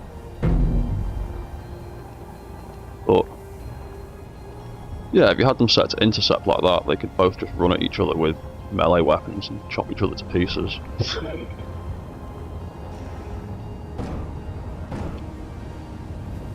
And they've both got sensors on the front of them that are detecting each other, that are stopping them getting too close. That's why their legs are stopping and jiggling a little bit as their forward walk and reverse walk cycles kick in. But if I change his targeting parameters to, yeah, it's set to intercept. If I change that to hit and run instead, flick the AI on and off, he will hopefully try and turn and do a runner. But there is a lot of friction in the feet. Yeah, I had them both set to hit and run yesterday while I was experimenting with the AI control settings. They were basically ended up in playing a game of chase. But yeah, the issue they're having at the moment is the sensors are cutting out the walk cycle, and the gyros aren't enough to fight the suspension of the feet, so they end up in a kind of stalemate where they're just stood in front of each other, doing nothing. So if I take him out,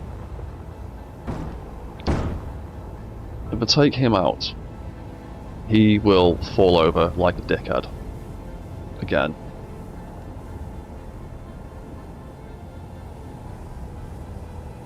You gonna try and help yourself?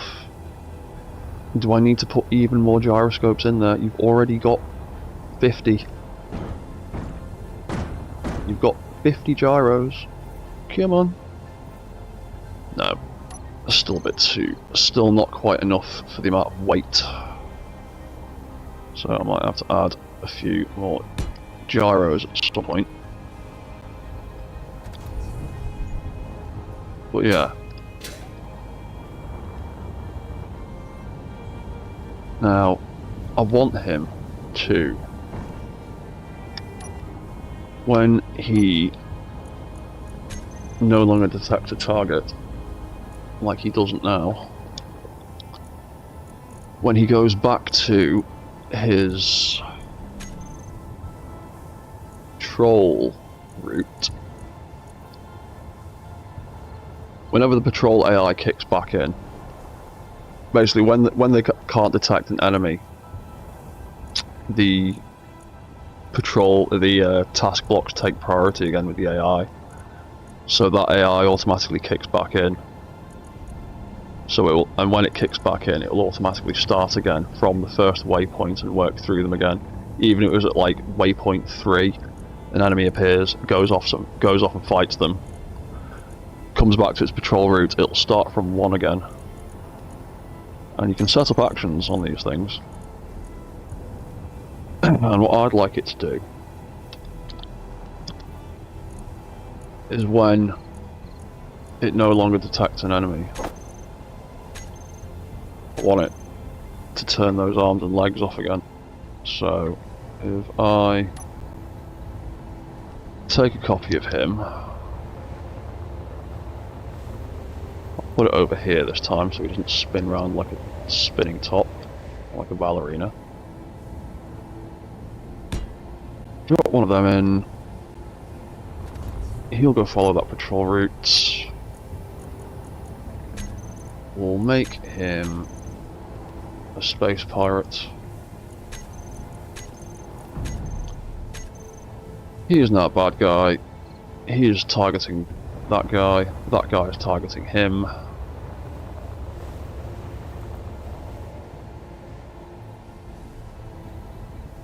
Yeah, right. So he's now making his way towards his target. Then we say they have a big shootout. He destroys his target. Oop. Oh, and he was too close to that target.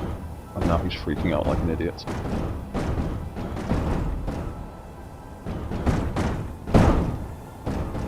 Oop. Oop. Oh. Oh. Nearly. Nearly. Almost. Maybe. Kind of.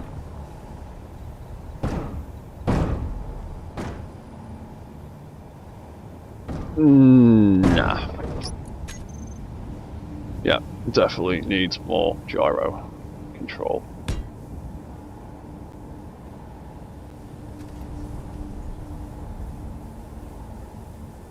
Yeah, because it's when he's both his feet come off the ground, precision mode turns off, because otherwise he has a really hard time turning.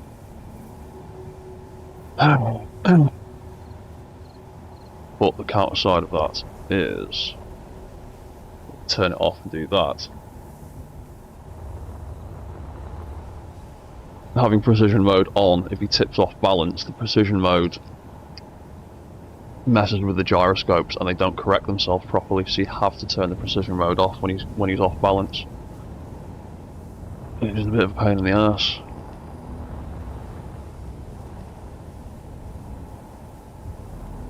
But if and when he ever reaches that first target,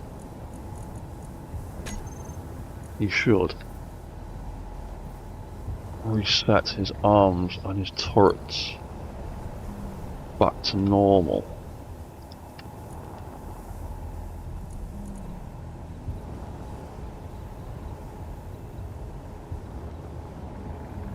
It all kind of requires him to get back to there and actually hit that target.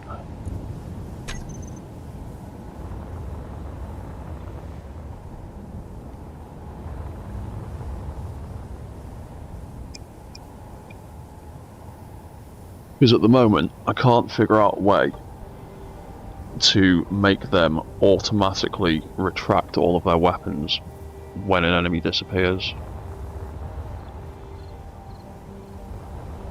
There is a way of doing it, but I can't figure out how to get the function to kick in. Because, for example, you've got an offensive block and a defensive block. The offensive block... Stop being an idiot. The offensive block obviously targets things and looks for baddies and shoots them. But the defensive block has an extra function where you can set up actions when it detects an enemy, and I really, really, really, really wish the offensive block had the same feature. Really wish it did. Because the defensive block is what is making the weapons activate when it detects a bad guy. The only problem is, when you do that, you need the offensive block to take control. And the offensive block taking control turns off the defensive block's AI. And then when the baddie is gone, the offensive block will turn its AI off, and the patrol block's AI will kick back in. It'll start following its route again, but there's no way I've found to automate the defensive block switching its AI control back on. It gets turned off by the offensive block, and I can't figure out a way to automate turning it back on, because as soon as I turn it back on, it'll search for enemies, it'll take 5 seconds to do it, it'll go, look, there's no bad guys, and it'll put everything away. The biggest problem I'm having at the moment is trying to figure out how to automate this turning back on when an enemy has been destroyed, or when an enemy has disappeared. And this is why I really want the offensive block to have this same function, to have this setup actions function. I have tried endlessly with event controllers. You can get... hang on. There is a function in the event controllers that detect enemies, distance to lock target, but the problem with the events is they only detect things on state changes fitting that description. So that only looks at the distance of a target, not the existence of a target, if you know what I mean. Because I've tried to do it with that, and it works if your enemy goes out of range of the grid that it's attached to. But if the enemy just gets killed and is no longer registering as a target, it doesn't trip the same way. Again, it's great for getting, because you can use it in a similar way to the defense block, like just with a much shorter range. Because you can set it to lock target, and then that will ask you to look at one of the AI blocks or the control seat for its targeting information. But yeah, again, it doesn't change it on a target disappearing, only its distance from the grid, so it doesn't work the same way, unfortunately. Like I said, if the offensive block had that same setup actions function that the defensive block does, it would be sound. Because I could just set it up that when this block stops detecting an enemy, it turns on the defensive block's AI again, which is what this does, which is what the defensive block does. It searches for enemies, and when it detects an enemy, it triggers the combat mode turning on. And it can trigger the combat mode turning off again, but only if its AI is active. And like I said, turning on the offensive block turns that off, and I haven't found a way to automate that turning back on. One way around that is, though, like I was saying, assigning the combat mode off action to the first waypoint in the patrol route. So when he gets to point 1, eventually, which he's still struggling with because of positions of the signals and everything, when he gets there, he would in theory turn that all off, but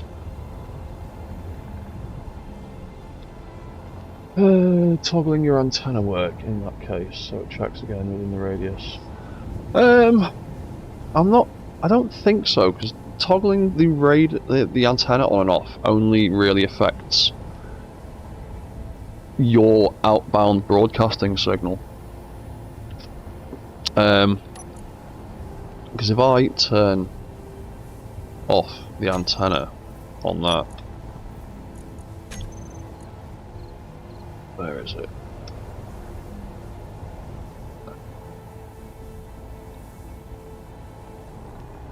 AC6. Where is it? There it is, Angel Wings. Yeah, if I turn that off, then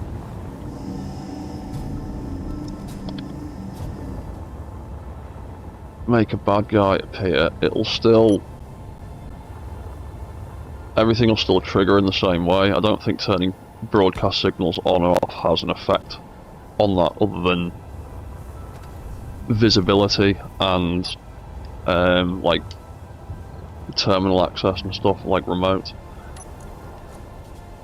No, cause obviously I can't do that with him because I've turned off his signal.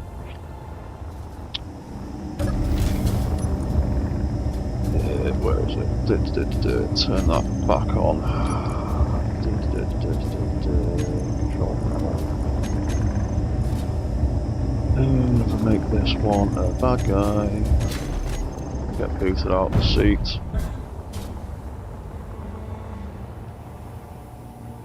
Yeah, all the weapons and stuff all still kicks in, like.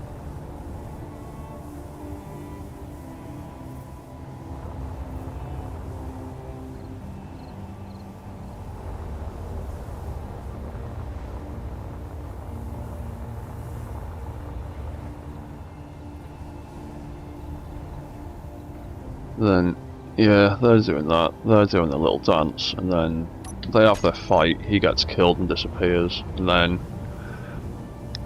yeah, his antenna being off doesn't really make a difference. It just means that you can't see his signal. he's still trying to operate in the same way.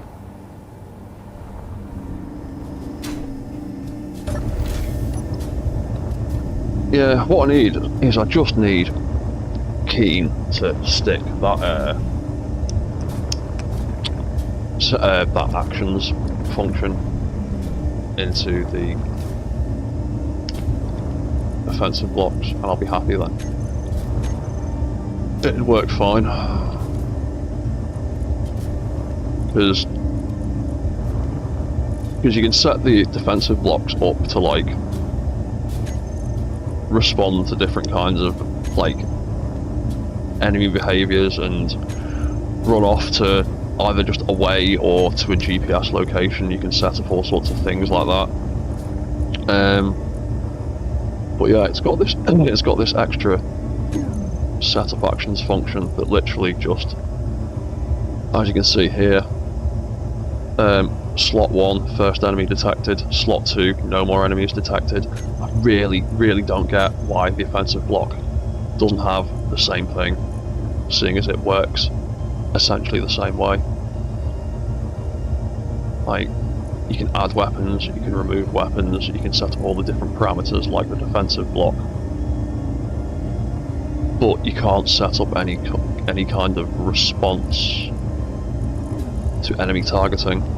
Because you can even more precisely set the targeting interval with these, but you can't set up an action in response to it, and it really bugs me.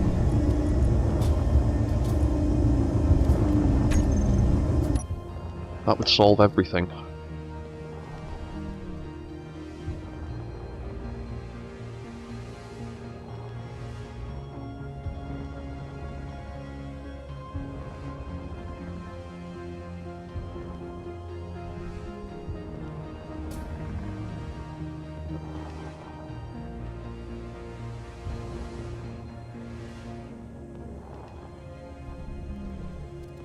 Yeah, because he's just a little bit too high. It also doesn't help that, because he's a mech, he's trying to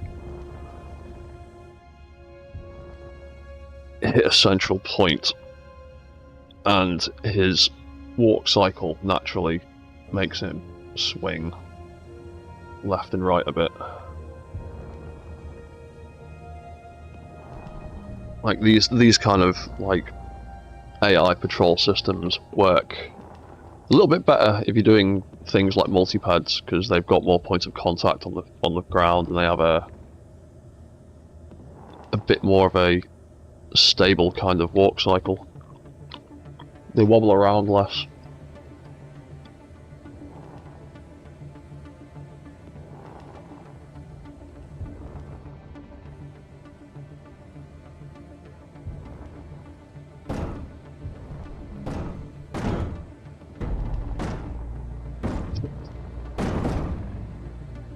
Yeah, that's it.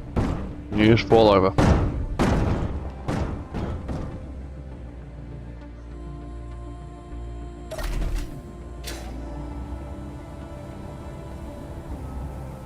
Right.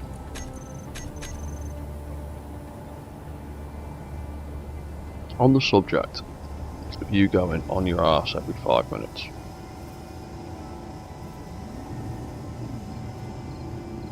we could get a few more gyroscopes in here. I want to keep this bit as clear as possible, because I don't want other things that I want clanging. Why is there a gap there?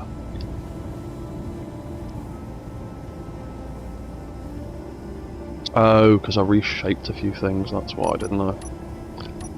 Deleted some stuff, so that can actually come out. Nope. So can that.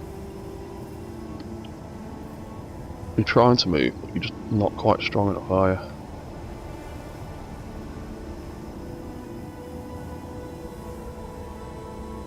And you can see that rotor clanging a little bit.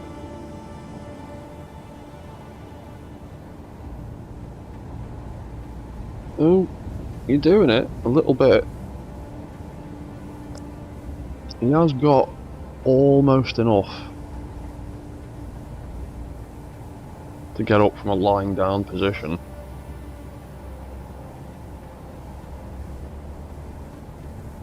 Oh, go on, mate. Go on, mate. I'm proud of you.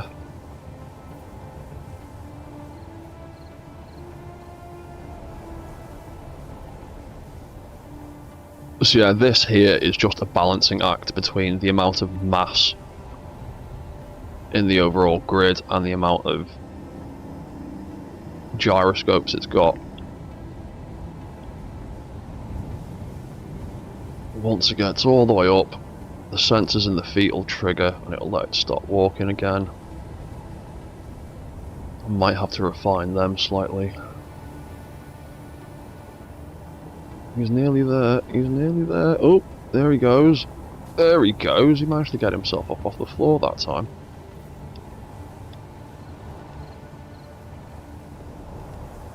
But you still have a real hard time hitting those signals, don't you?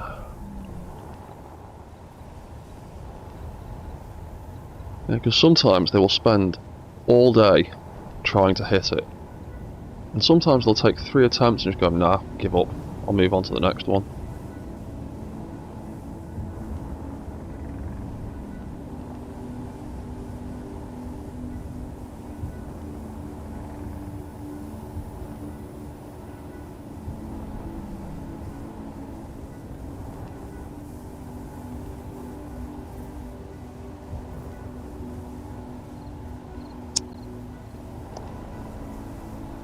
Tell you what I might do. Because I've moved locations, haven't I? Where's my other location I was playing with? I might. I don't need all of that. I just need that little bit. I'll make a copy of this. Bring it over here. Ooh, I didn't realise there was a big perilous ravine over the edge of that cliff.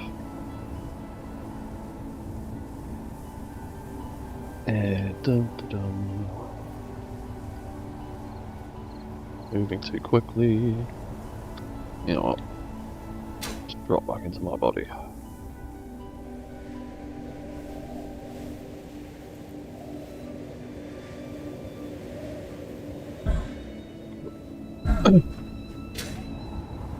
Alright, so build. Quickly pop one of my reloading stations over here.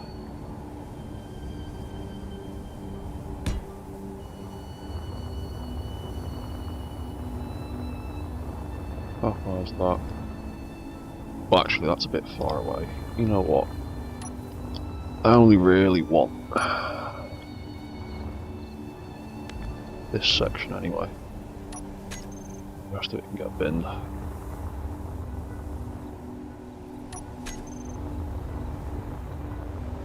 Bring that a little bit closer.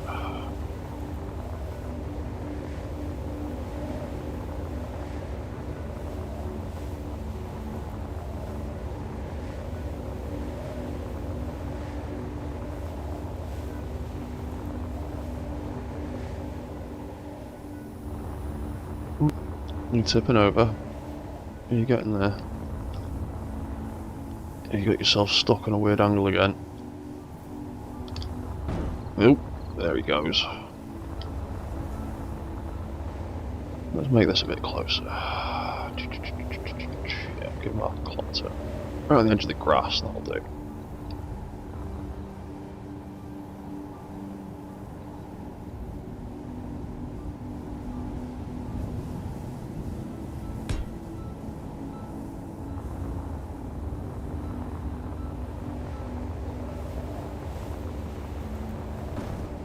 Oh, that's an interesting manoeuvre. How are you going to get out of that one?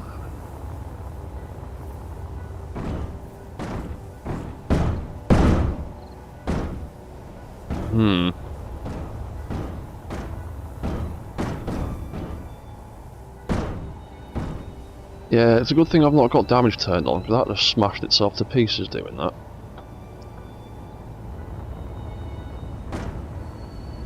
This is part of the reason that I stuck these side thrusters to turn on, so it can help give it a little bit of lift. But quite enough, apparently.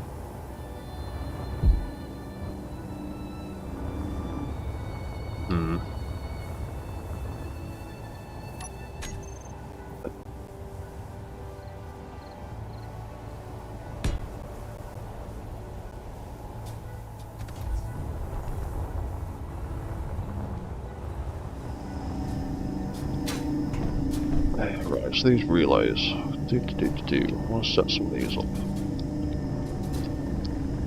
Control relay.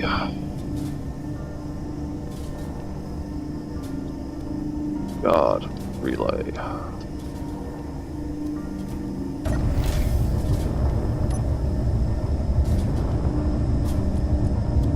So those things can be guard can be patrol channel 1 for now. Patrol can be channel 2.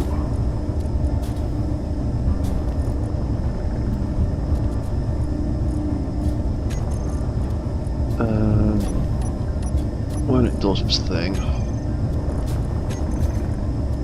we will have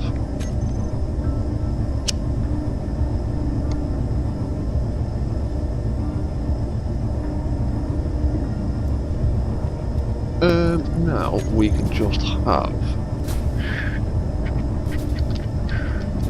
control mode sign, turn on and off, guard mode sign.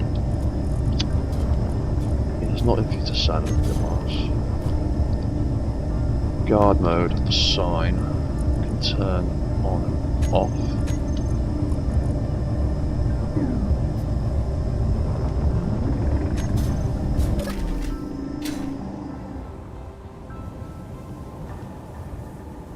Where is it? Oh yeah.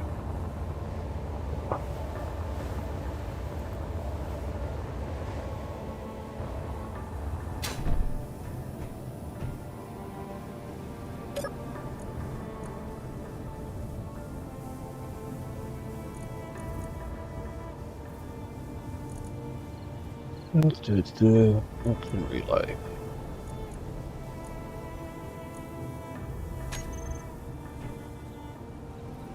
Oh, not the one.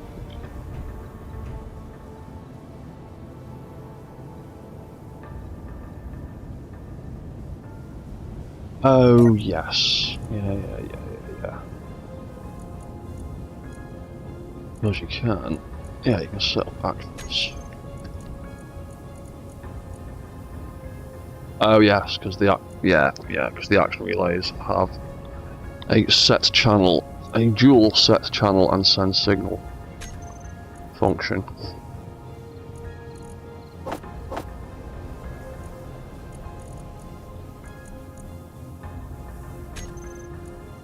That would be number 1. Set label. That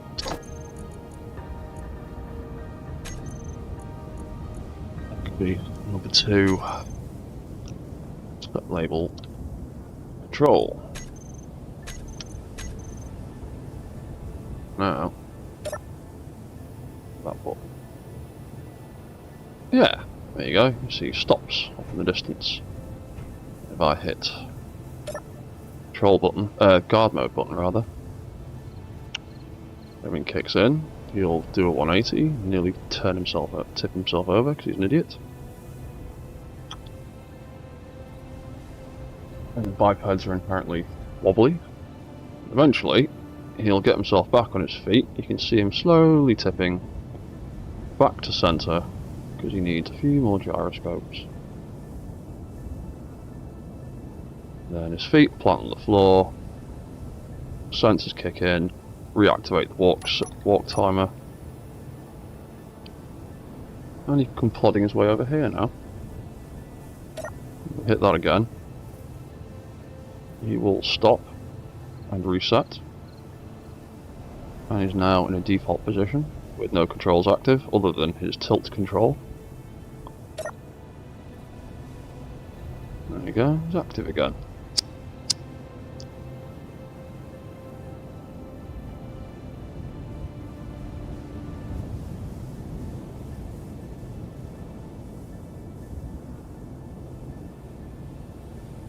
The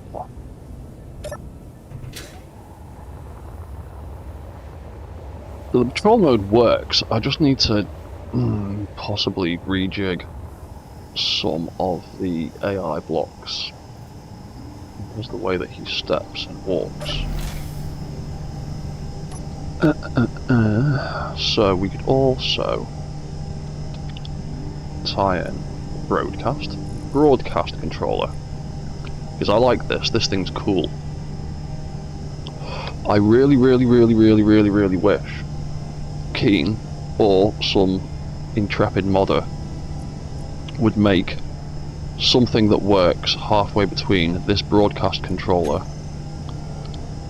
and one of the emotion controller blocks, because I would love it if somebody could make, I'd prefer it if Keen would do it so it's a vanilla block, but I'd love it if someone could make a broadcast controller type block that sends signals to LCDs the same way that the emotion controller sends images to LCDs. That would be sweet, because if you had that, then you could do all of this kind of stuff that I'm doing with scripts on these screens, kind of using broadcast controllers. You wouldn't be able to get the screens as detailed, but you would be able to get real-time information displayed on screens, and I think that would be sweet. I would love it if someone would do something like that. So please Keen, if you're watching, please do that. But yeah, broadcast controller. We can add in a message that says guard mode. And we could add in a message that says patrol mode. And we could even add in a message that says combat mode. So when guard mode turns on, we could have that broadcast controller transmit some messages. We could have it say transmit that, and that turns on. Or we could go even further, and we could in fact make that guard mode on, make 2 guard mode off. Do the same with these, because you can get 8 messages into one broadcast controller. Patrol mode on, patrol mode off, combat mode on, combat mode off, and then we've got 2 spare for anything else that we might want. So when guard mode turns on, oh hello angry drunk opossum, hey dude, how you doing man? I've almost nailed this vanilla AI control system. I'm very close to having it finished. Still think I need to put more gyros in him, so I might try putting some more in him in a second.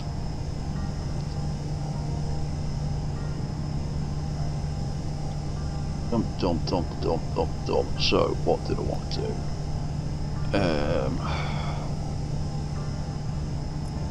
Right, so we've got all of those messages for that. So we're going to have guard mode on, transmit the first signal, guard mode off, will transmit the second signal. Oh yeah, cheers man. Yeah, I'm just getting stuck in it. I've got to go back to work again soon, so I won't be on as regularly as I have been for the last few weeks. But yeah, I'll still be cracking on with it. So that now should broadcast a signal and tell us that guard mode is being switched on and off. We'll do the same with patrol mode. You can stick message 3 and message 4 in there. And then with the combat mode controls, we can do the same thing again.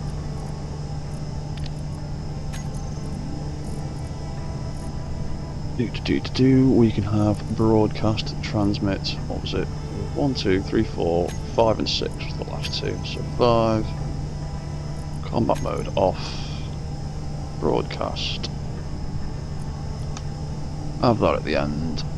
Broadcast number 6. So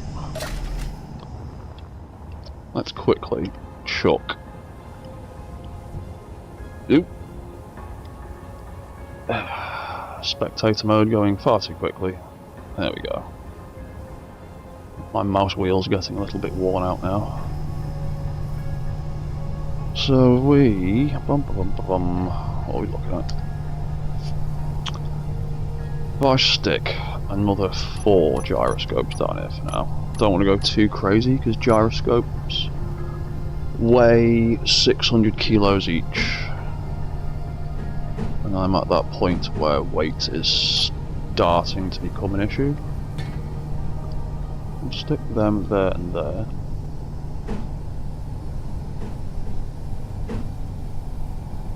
I'll stick... hang on. That's facing that way. So let's have that facing up. That way, the RPM of all those gyroscopes is facing in the same direction. Should I need to use overrides later on. Right, so that's flight gyro 23, 24, 25, 26. That gets to be 28.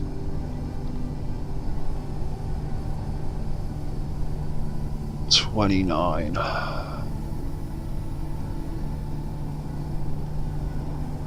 30. 31. Why are we... 26. 27, 28, 29. Hang on. I've miscounted here. 23, 24, 25, 26. Yeah, I'm being an idiot. That's why. I'm wondering why it was ending on an odd number. 27. 28.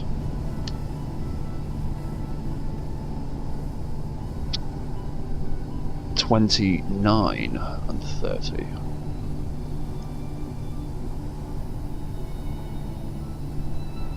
Right, so that'll be a little more override control for him and a little more gyro control for the mech.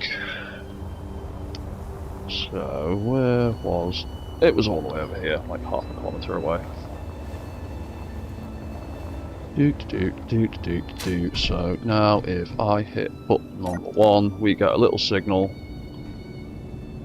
saying broadcast controller guard mode on.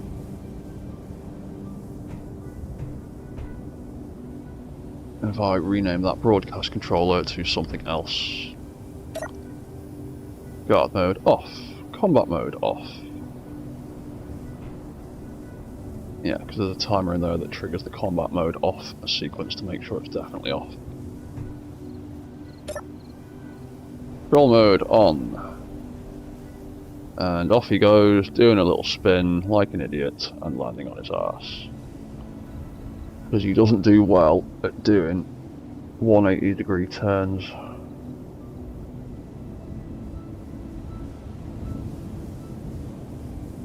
Oh.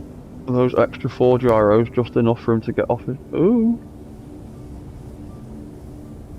It looks like those extra 4 gyros are just what he needs to get himself up off the ground unassisted. It's taking him a little bit longer. How much do you weigh now with 4 extra gyros? 286. Ugh.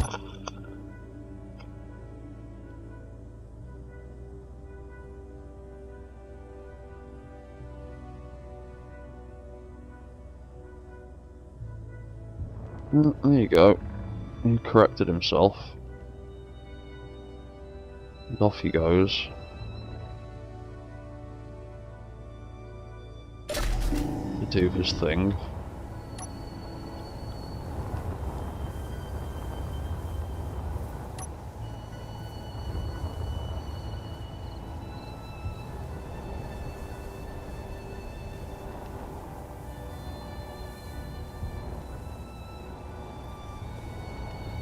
I was hoping he managed to hit that one that time, but no, there he goes, turning around, he missed his target.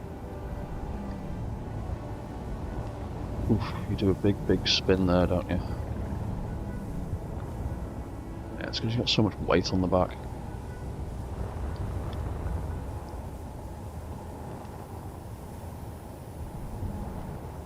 Now, maybe...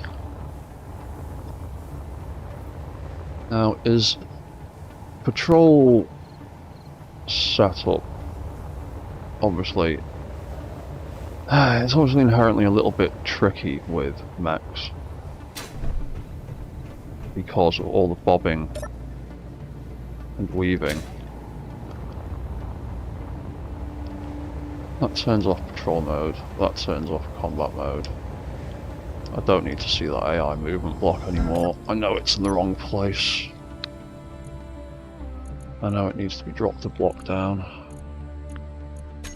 Which is frustrating as hell. So, if I set the patrol settings to instead follow. There's 2 base beacons, which one is it?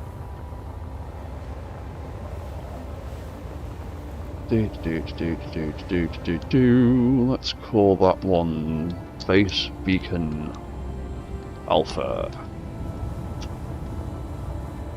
It's a stupid name.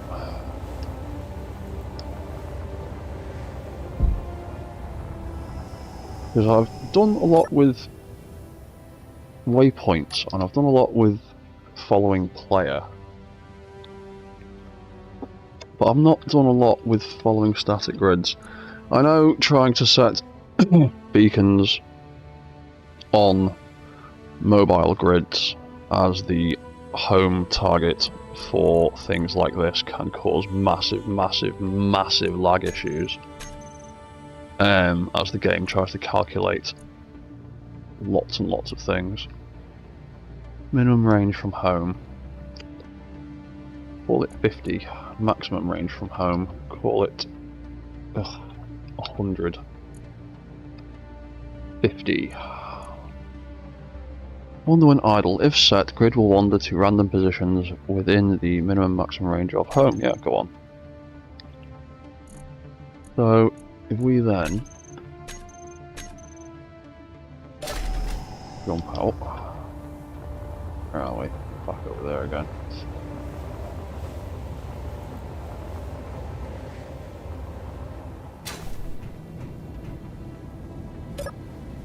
Hit control mode.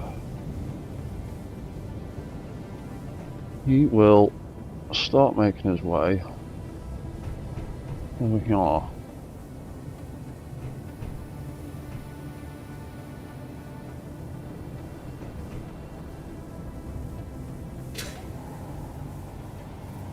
That also annoys me. That is a stable connection point apparently. That is a solid as a rock connection point according to the game. But there is clearly a 2-inch gap between the top of that reactor and there. But that is definitely connecting to the bottom of that. Because I built that before I placed this beacon here, I know that's why.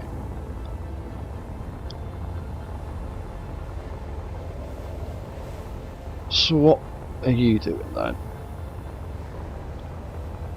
You following a static grid as your home target isn't lagging my game out like it has been when I've tried to get one mech to follow another. That causes massive lag issues.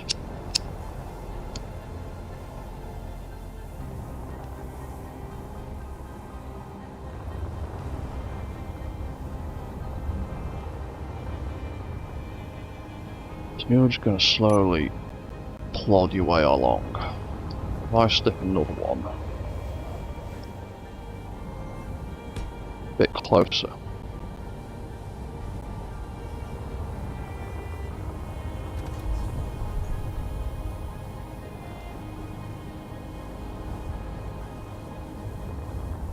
You're just going to happily wander around here then.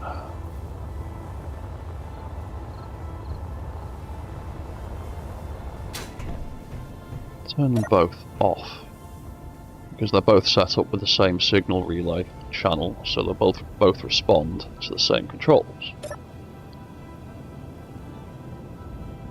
You'll see I get two signals now.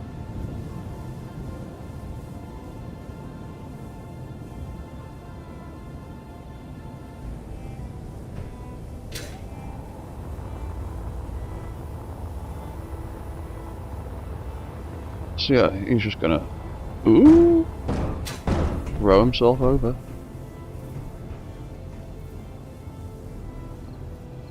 So yeah, he's just now gonna stay within a 50-meter range of here and just wander to random locations within 150-meter ranges. Cool.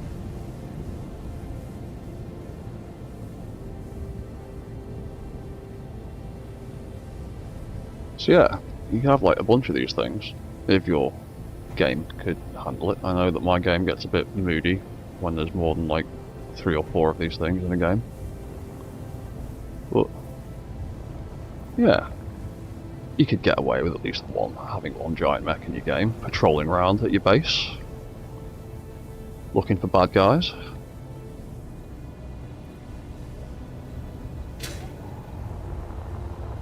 Because yeah, he's just going to wander around now, doing his thing.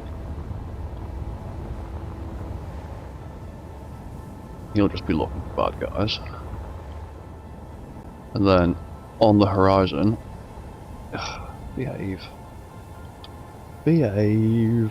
Oh, picked up from a stupid place, that's why. Then on the horizon, an enemy appears. Where are we? There we are. And then the enemy locks its targets, draws its weapons, engages its enemy, and we respond in kind. And they've now both got a little bit more gyro control.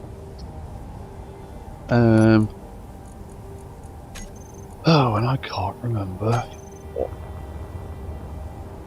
offensive parameters I set up for the bloody thing. Was it just... Yeah, it was hit. Yeah, it was the standard hit and run setting that I had for it. Because as far as I know, you can...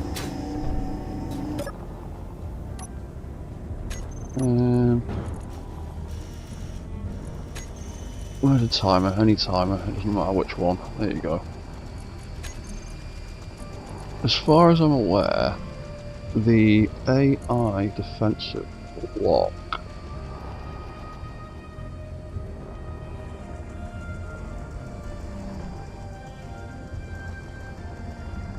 motion maneuvers, lock target.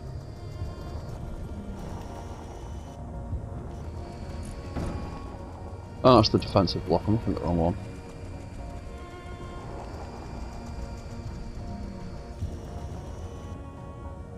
Distance, override, collision avoidance.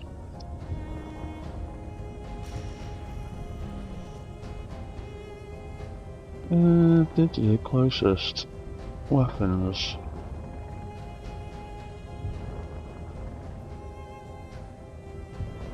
Oh. I thought there were controls for switching between targeting modes. You've only got priorities, weapons. You can Oh, he's landed on his ass. You can set evasive maneuvers on and off. You can change the parameters. But you can't actually switch between the different kinds. Oh, look, he got himself up off the floor very well then. He whipped himself straight back up. And he's going to land straight back on his arse again, as he tries to do a 180. Yeah.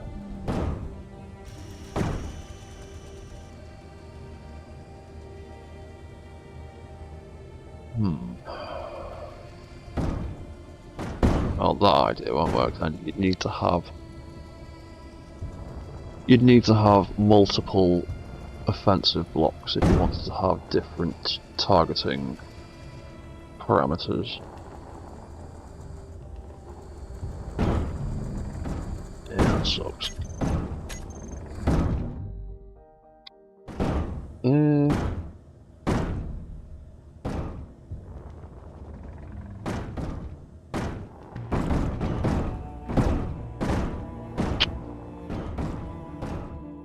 You're having a bit of a hard time there, aren't you? Can you get yourself back up? You're trying real hard.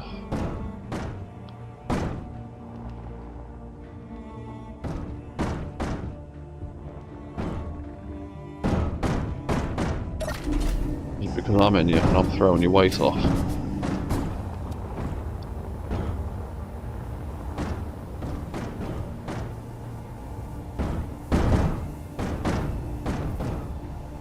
Oop. Nearly. Maybe I need to tie the two rear. Oh! You just about did it. Maybe I might need to tie those two rear thrusters in to give him a bit more push when he falls over.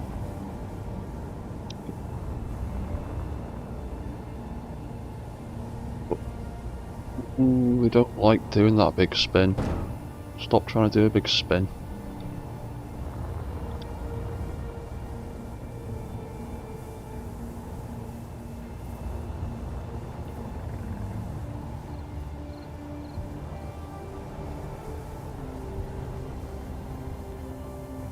Is when both your feet come off. Precision mode turns off because I need it to make you. Ooh.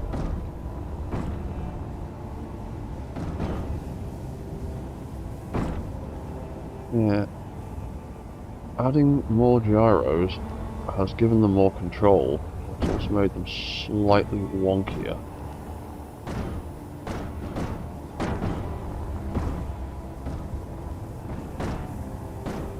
In some respects.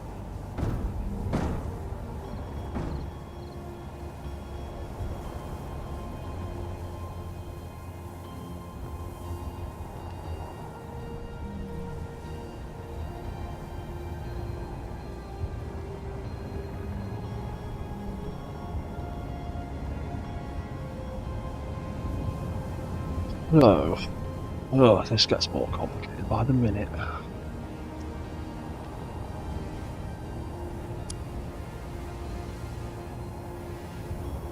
So, maybe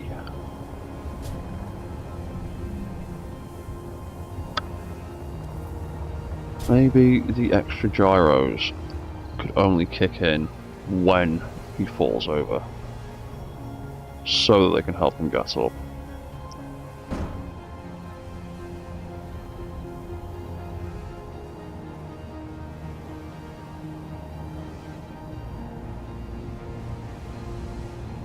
I think he might have a little bit too much gyro control now when he's on his feet.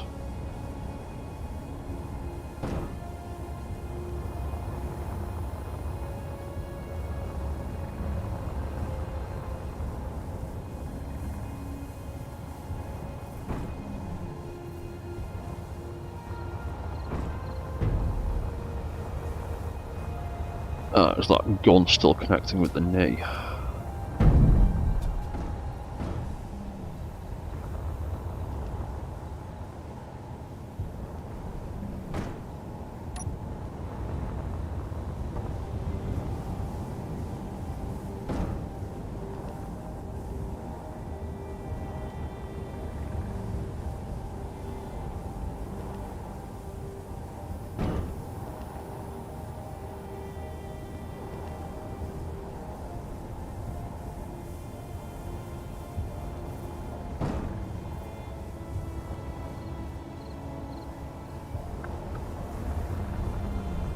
Now, what happens if I turn off patrol mode now?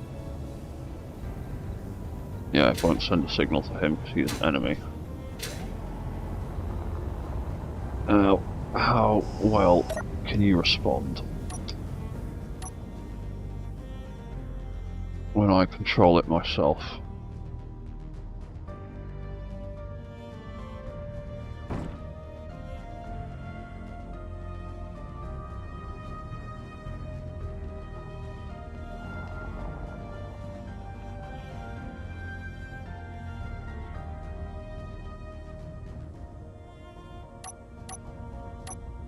And then I can activate all my weapons myself as well.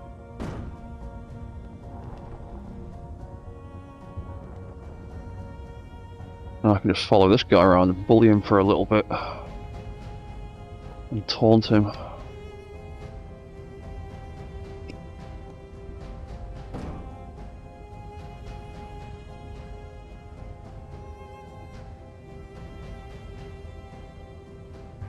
Now, I'm not sure how well the AI is going to work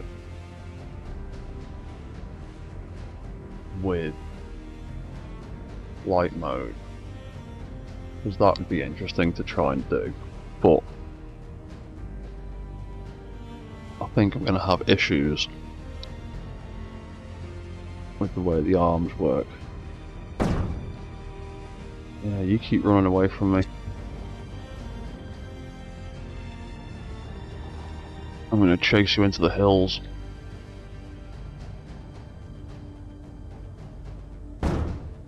Or I'll just stop there.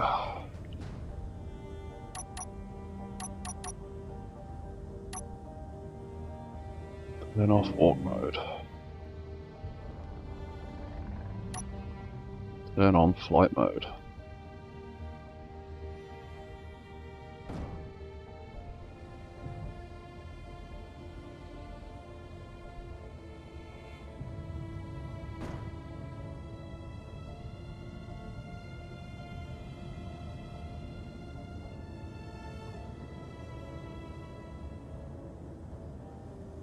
There we go, it's connected.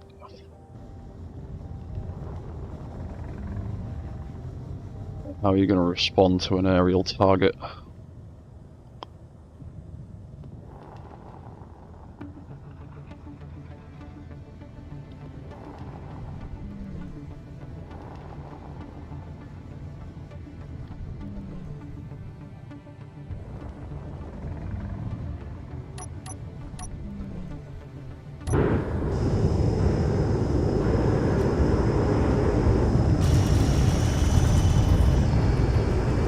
Trying to fire.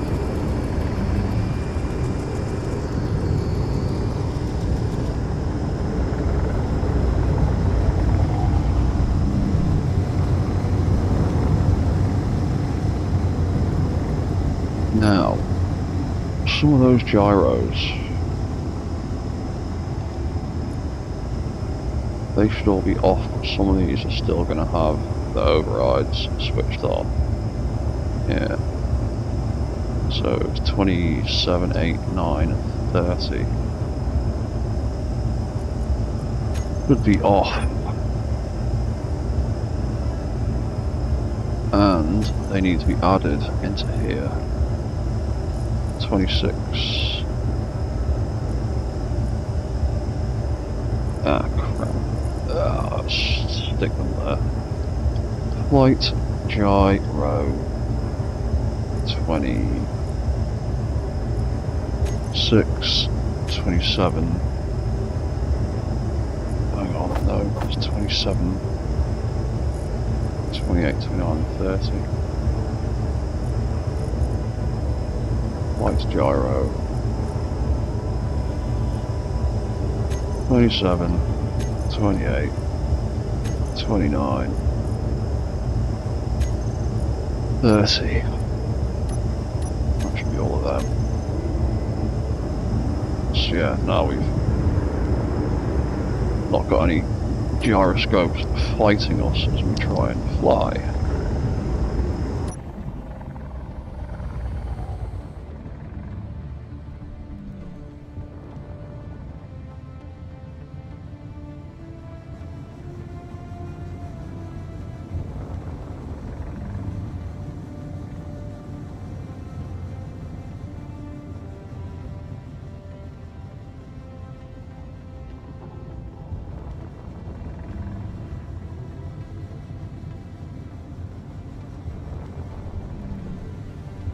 Why is he stopped? His feet just weren't quite touching the floor properly.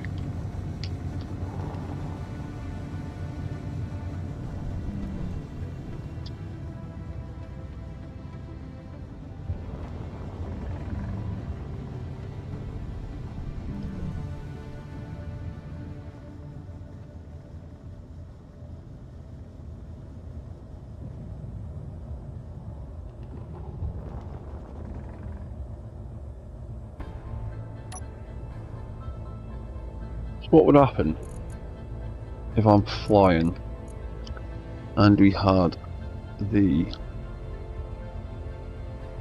offensive block and the movement block both turn on?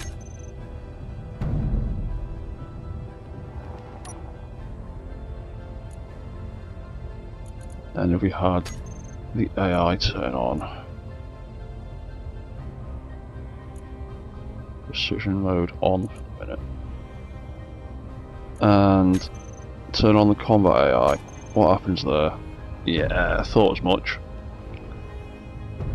This is the problem with the way AI blocks use thrusters. They don't do solid, like full bursts in one direction.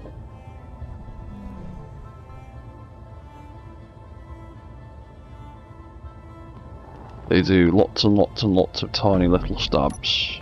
So, if we took precision mode off, it's slightly less erratic. But the problem is, it's still doing lots and lots of little stabs.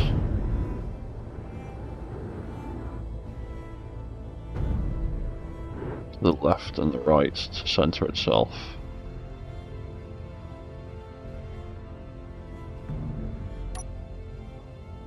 Now, if we of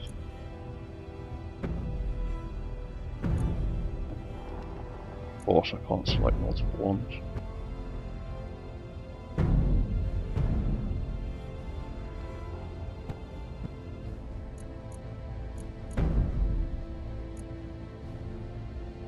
Yeah, because they always just slam it all the way to 100.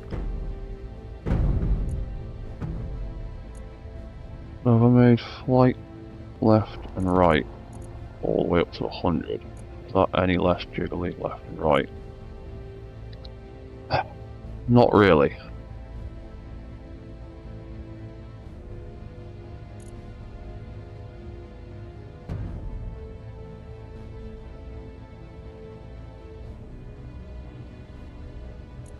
It's a forward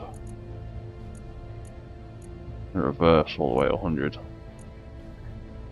Still won't make it less jiggly because of the way the thrusters are used.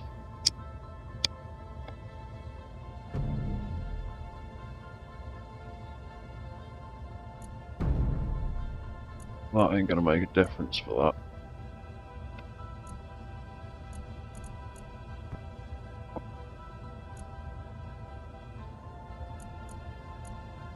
Else, yeah, I did that one. See.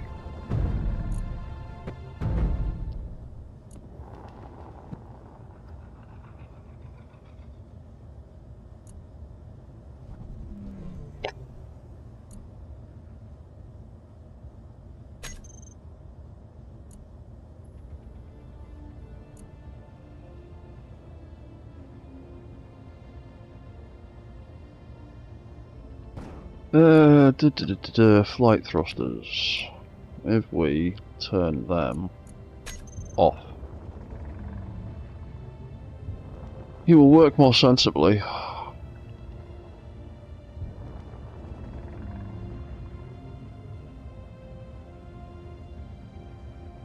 But he doesn't have any of the cool limb control.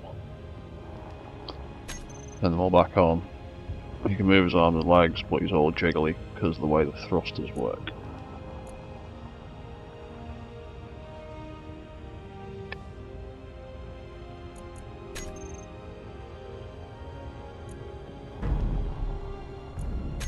Just turn off the override thrusters. Still just as jiggly.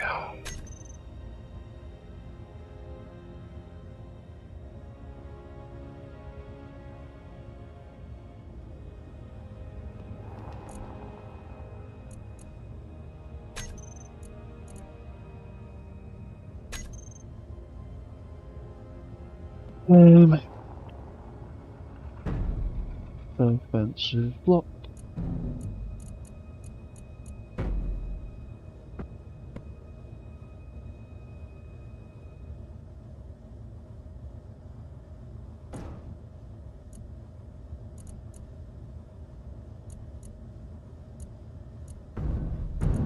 If I stick you on stay at range, what do you do then when you're in the air, when you're on stay at range? You jiggle around like a madman.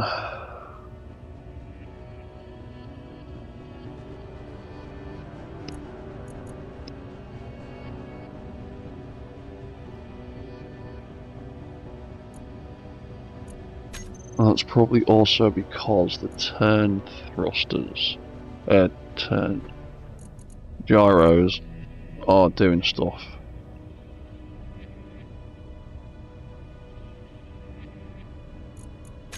If I turn them off, that reduces a little bit of the wobble because you haven't got the thrusters trying to throw themselves left and right.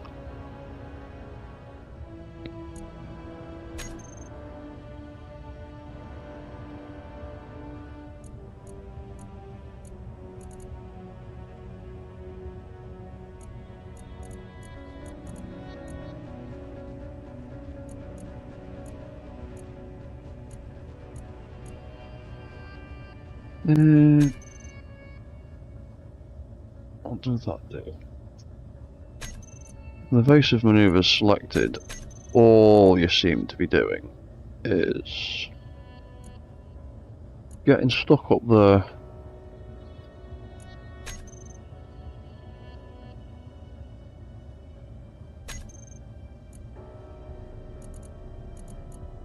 Or is this a speed limit issue? If I make you 10 meters a second, I'll make you 20 meters a second.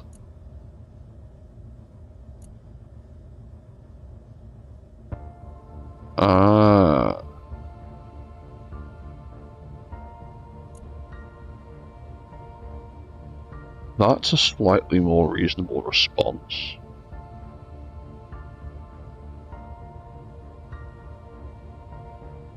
What if I make you 30 meters a second? How do you do then?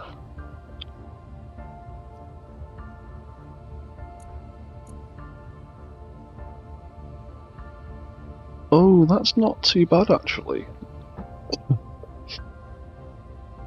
I might just have to increase your speed limit.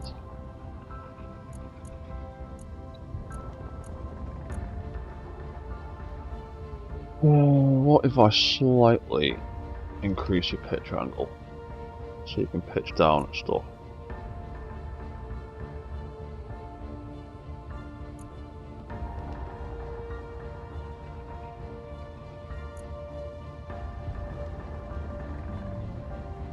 About a tiny bit of roll.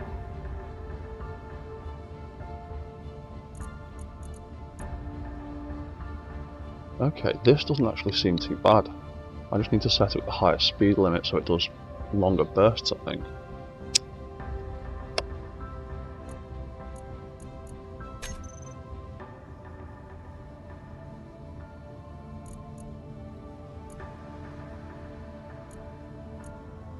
So if I set that back to hit and run again,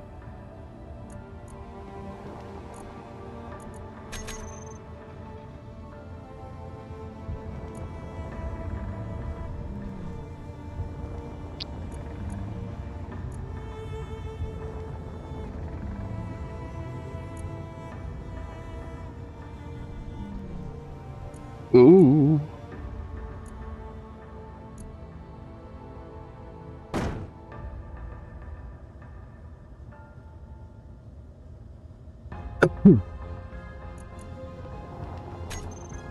Okay. Okay. Minimum altitude 20 meters.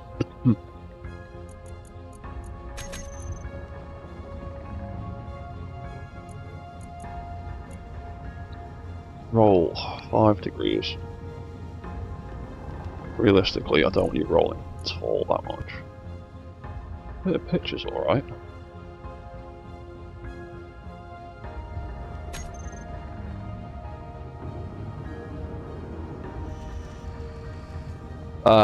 When you just run out of fuel.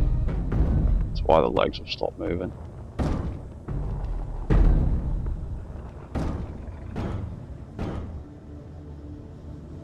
Okay, well that isn't too bad. Turn that off, turn that off, turn that off, turn that off. Control is mine again.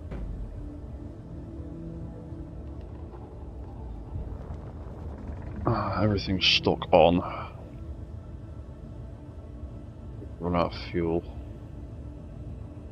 Yeah, we should have kept the refueling station that we've made. Right, let's combat mode off. Is there anything in there that's going to conflict with flight mode?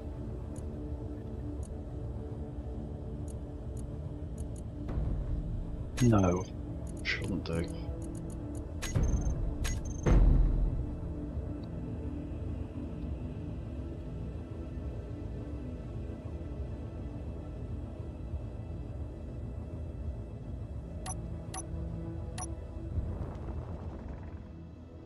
Yeah, that's flight mode off. Let's walk mode back on. And we can keep walking again. Right. That was actually making some pretty damn good progress. So quickly, I need to refuel this Mega. Defaults.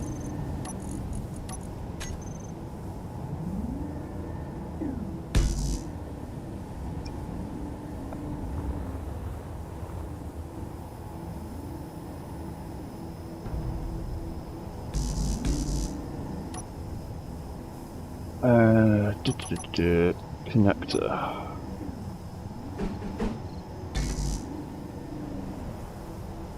And that should be enough to get in a...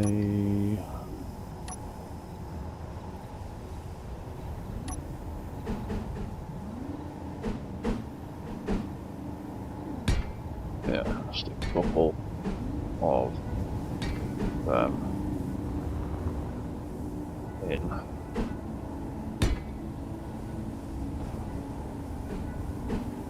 That should refuel it nice and quick. Take all the dampeners off so I stop floating into the air. Wrong thing. Shift F10. That's the one. Ice, ice, ice, ice, baby. And there we go.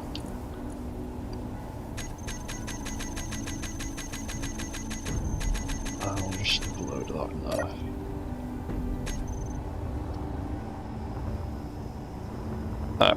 And then we need to switch that lock. That should start refueling.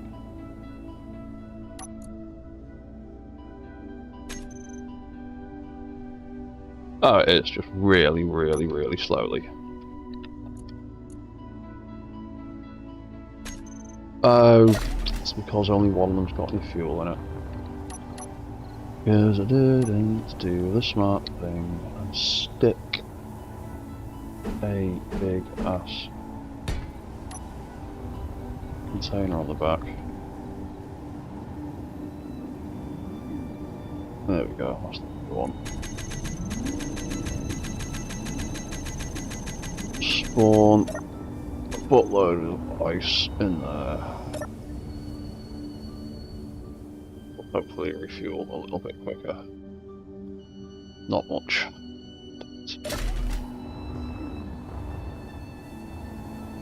Then we'll just slap more.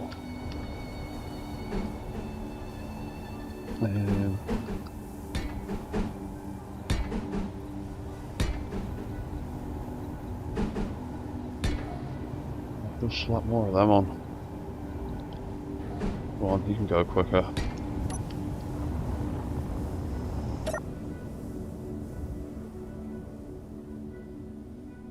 That's got slightly quicker. It's going to chew through that ice quicker though, isn't it? How much is that's left?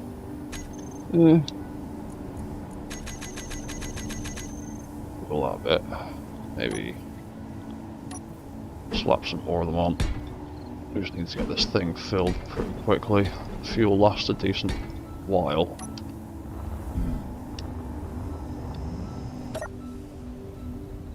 There we go, that's much quicker. That'll be done in a few seconds.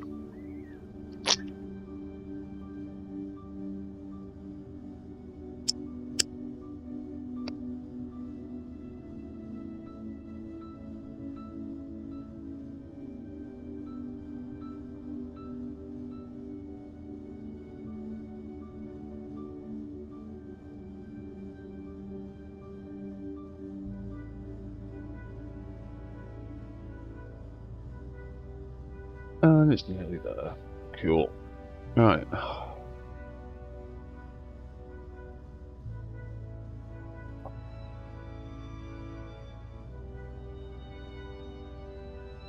Oh, we could possibly have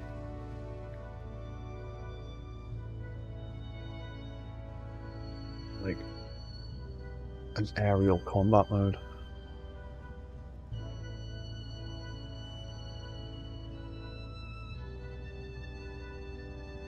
Would we want a specific trigger for it? Oh, there we're done. Would we want a specific trigger for an aerial combat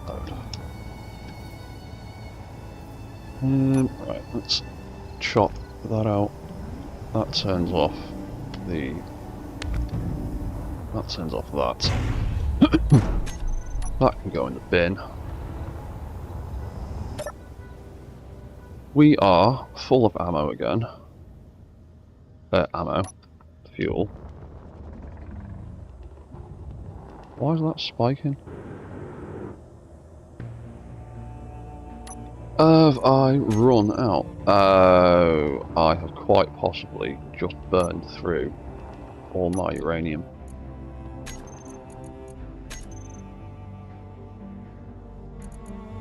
Nope. There's plenty of it on there. Why was that? Why is the power spiking?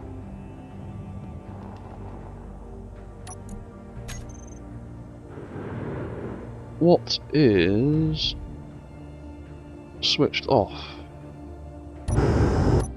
What is not switched back on?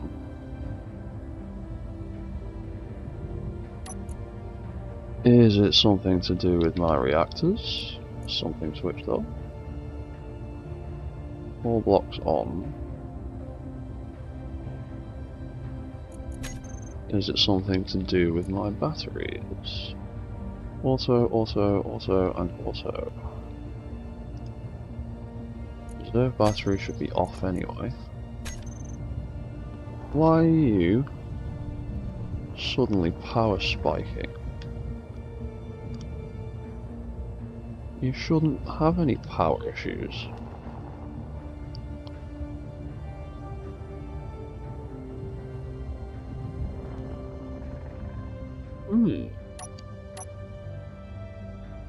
What is going on there?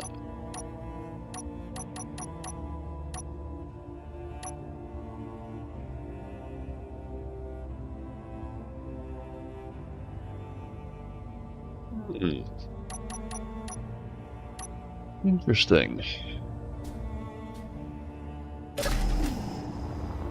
If I Alt F10, keep original ownership. If I cut you, paste you, back in as a good guy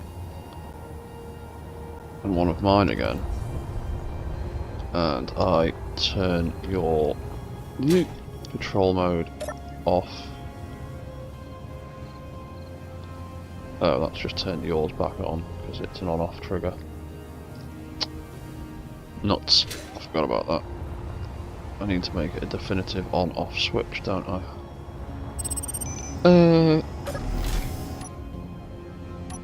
Turn your flight mode on. Right, you're not power spiking, so what have I changed between there and there?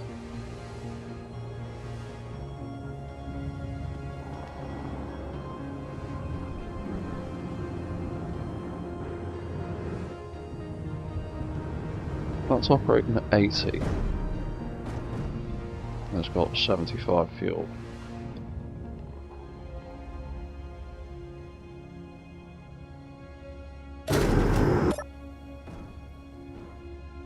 Flight mode off. Can't be the weight. Why have you fallen over? Stop misbehaving.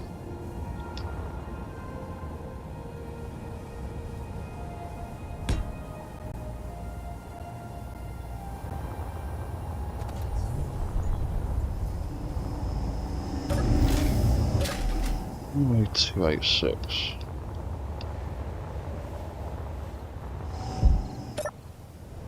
You weigh 286. You both weigh exactly the same. So I have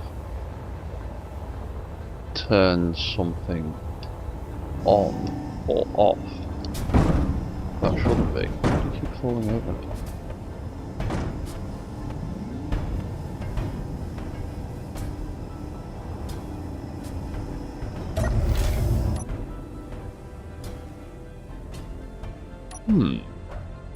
Flight mode off.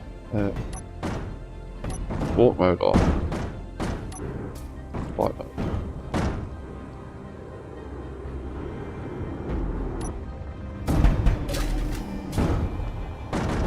You know what? You're being a pain in the arse. Let's just start again with him.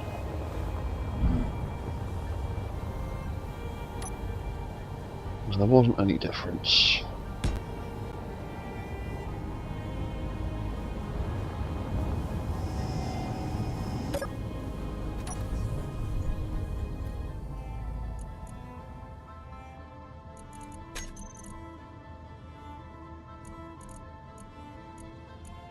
Oh, except for that. Light gyro.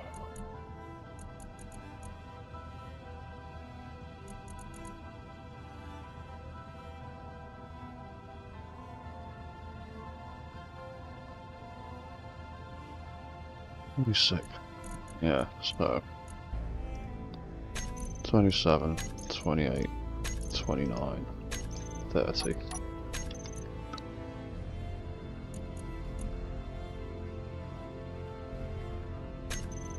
The other things I wanted to look at was the offensive block.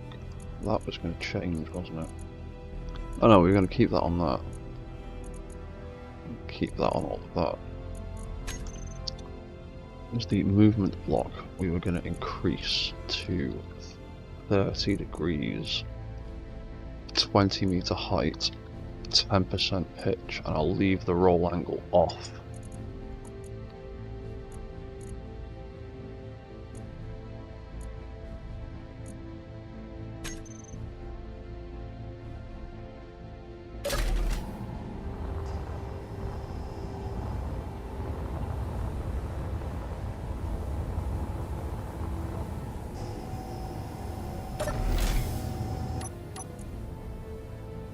You are going to activate your patrol mode.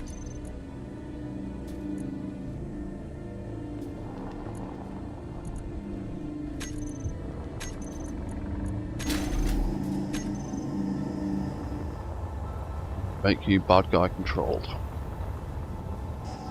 And this one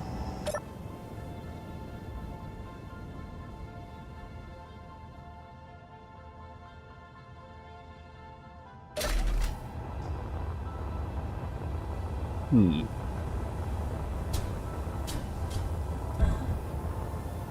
What are you doing?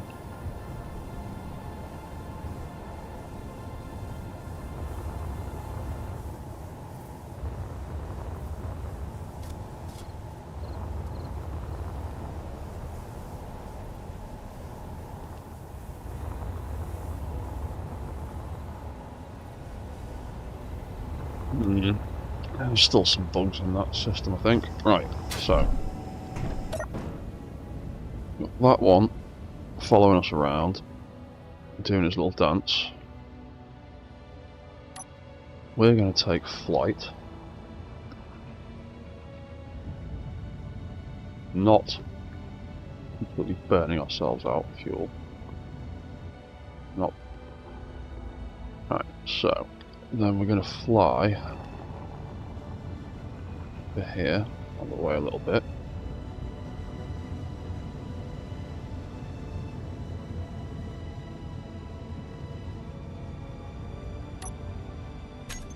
And then those AI blocks, movement and defense, we're going to turn them both on. Turn the AI behavior of the movement block on.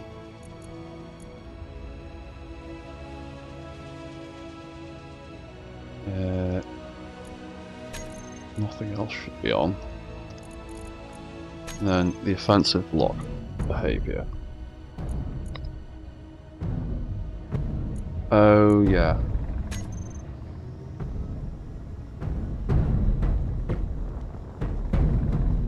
Yes, because that's the turn rotors causing problems. We turn them off. Stops doing that.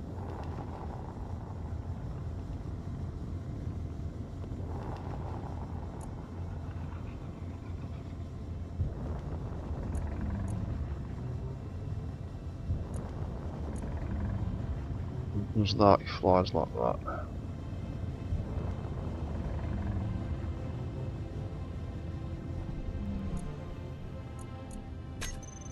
Now, if we turned movement precision mode off, so we can fly more freely.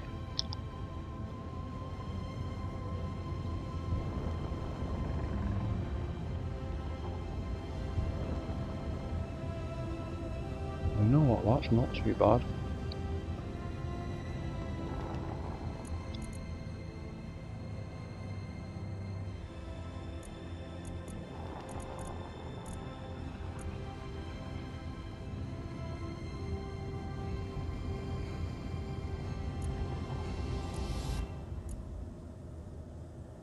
What would we say? 45.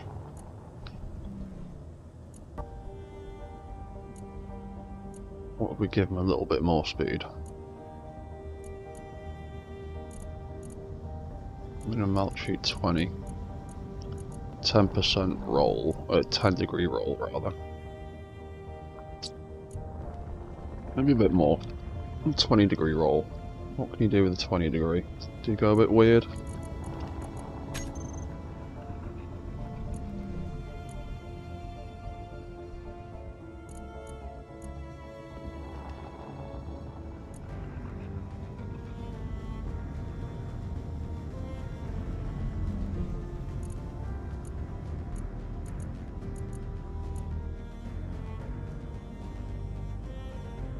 Break off distance. 200 meters.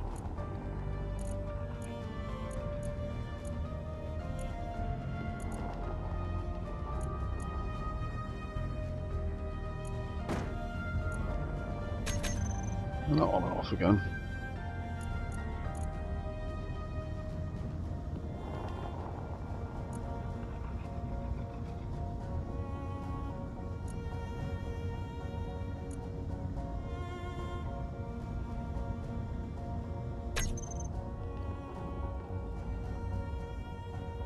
That way you can fly in and out a little bit better.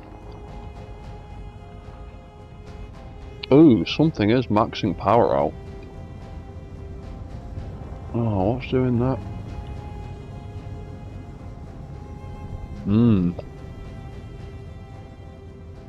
Power spikes.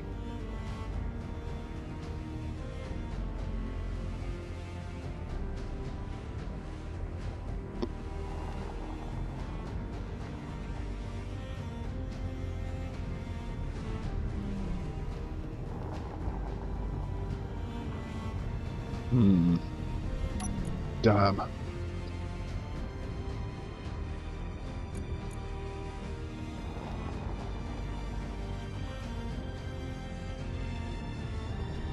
Yeah, they're all maxing out.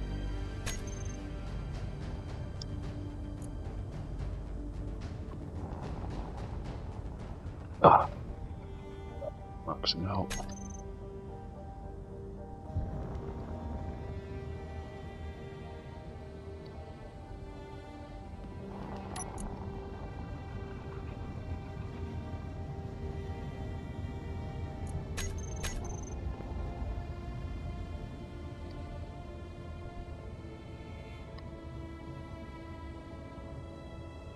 No. The power consumption of those gyros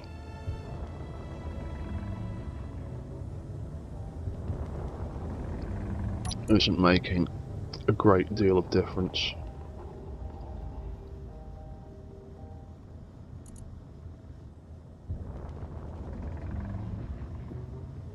Stand back. On.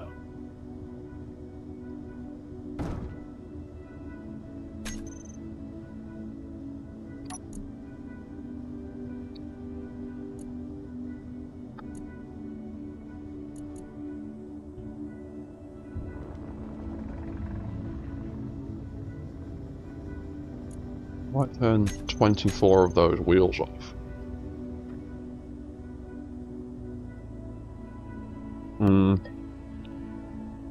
Still not great.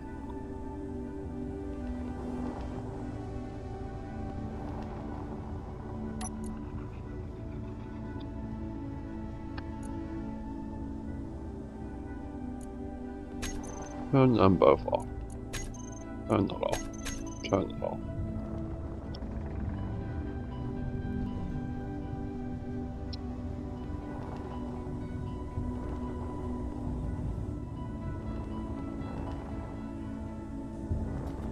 Why is that maxing out power now?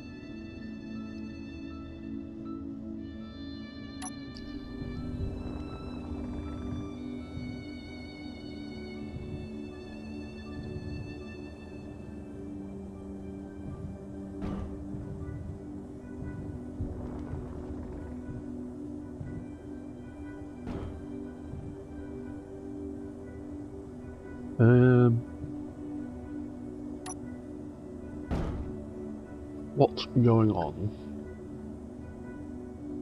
there?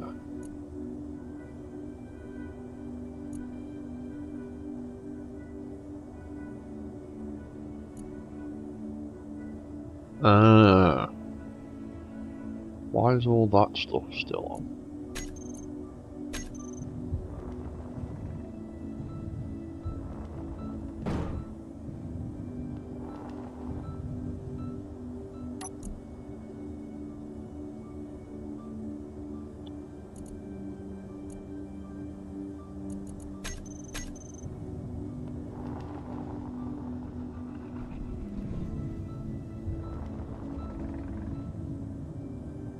Why are you power spiking now?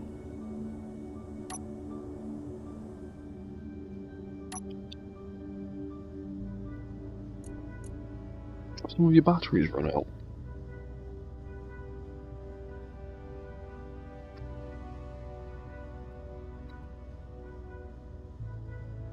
Nope.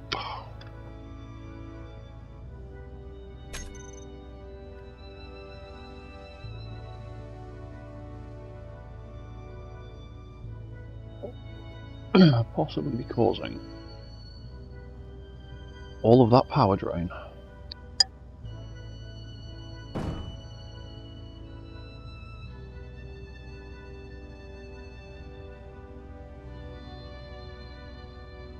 Was there anything else we turned off there?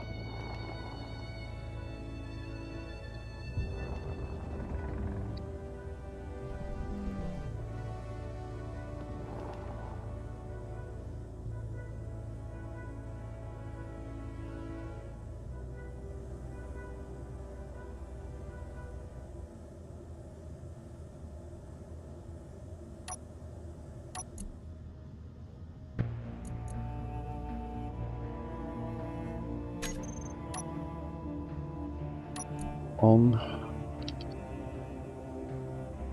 What turns on? That walk. No, stop. Stuff turns off, like it should do.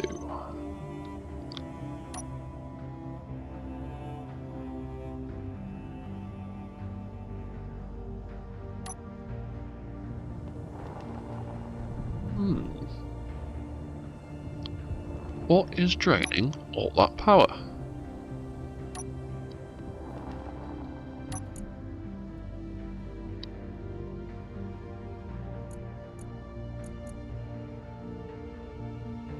Everything on. Everything is producing power.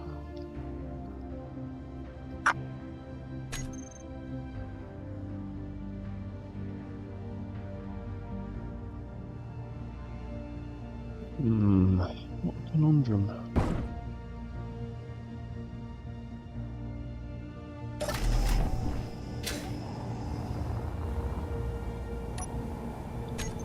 Yeah, I cut you out. Post you back in as a good guy.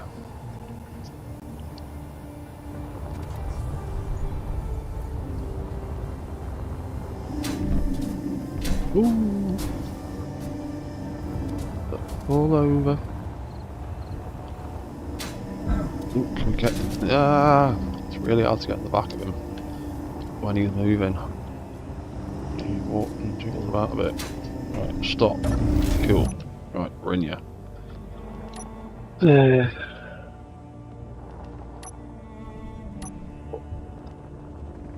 Control mode sign.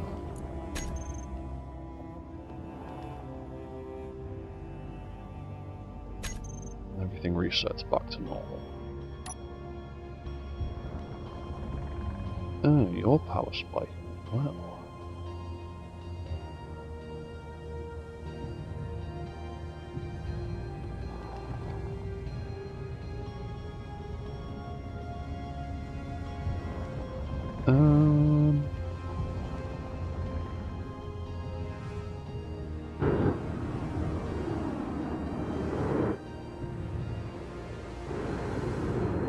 That's odd.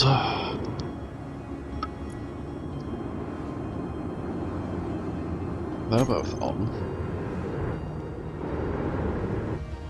But he's now not turning.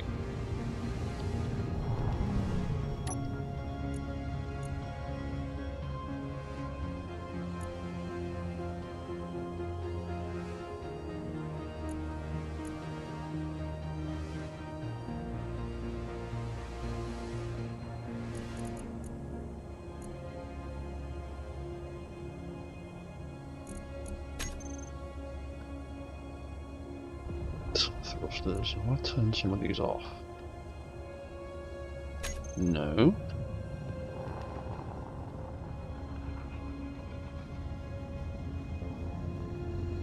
What's going on?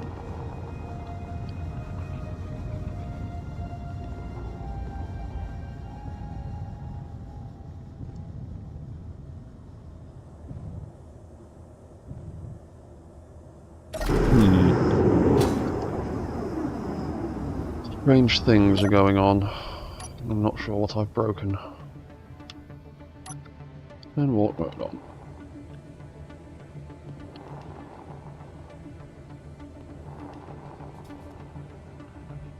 Turn there. That's fine.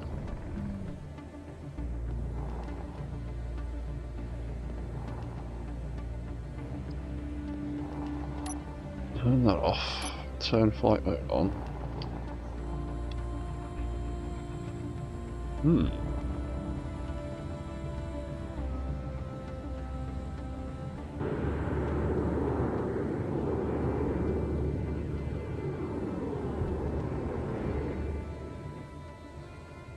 Oh, hang on.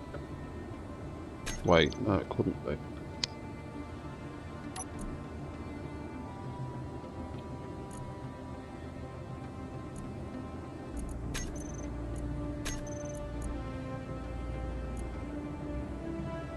And these are stuck on stockpile, are they? Yeah. What's draining all that power? Why has your gyro turning stopped working in flight mode?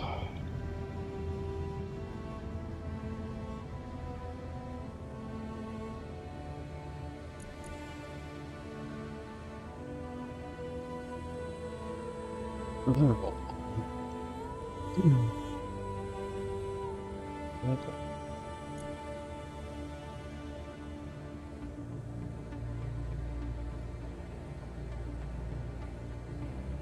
That's all off.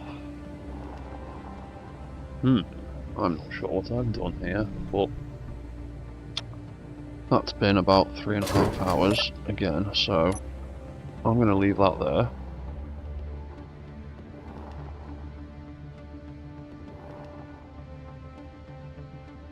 Oh.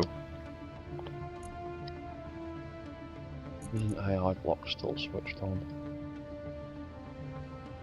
Nope.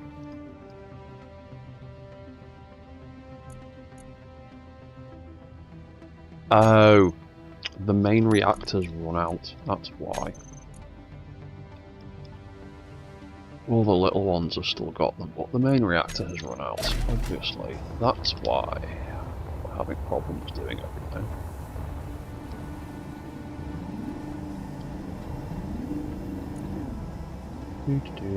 Ring ingots. Whatever, as many as I can. Everything powered up again properly now. Flight mode. Up we go. No power spiking. Still won't turn properly though.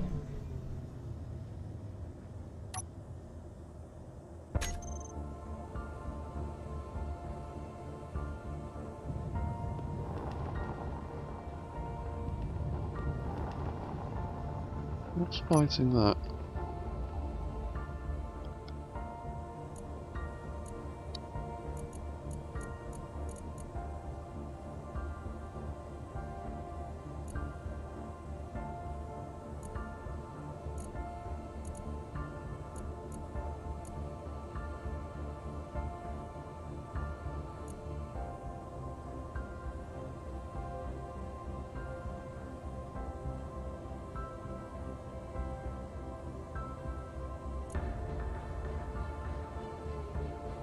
Come on. Onto this now.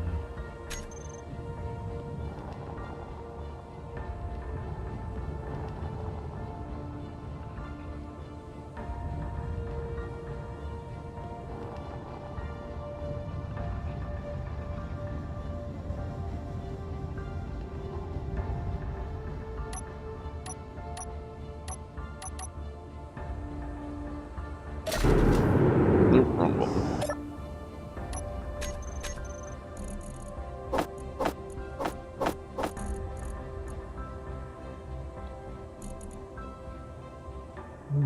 Increase velocity. Increase velocity. Working, but something's fighting it. Is it? These 1, 2, 3, 4 gyros. Yes. Apparently they were strong enough to fight with the turning system.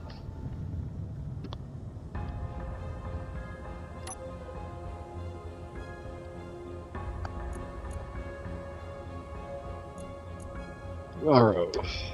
Light. On and off.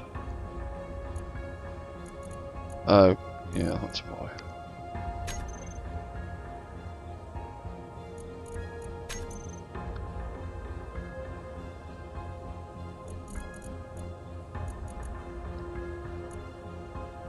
On, off, on, off, on, off, on, off. Yeah, okay, that's why I couldn't turn, because that ship was fighting with it.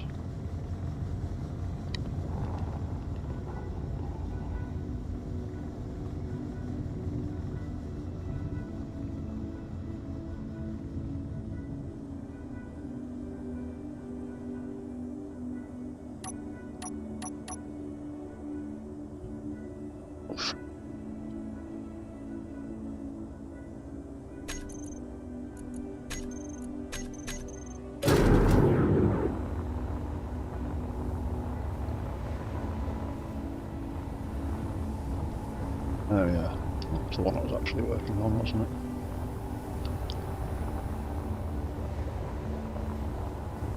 Now, let's turn flight mode off there. Oop. Bouncy, bouncy, bouncy.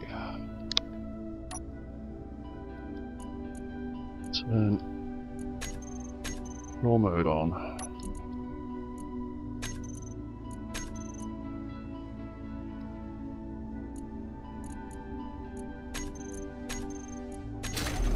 Make it bad guy again, because why not?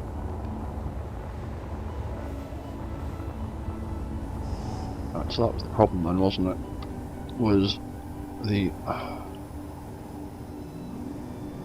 lack of gyro, lack of power.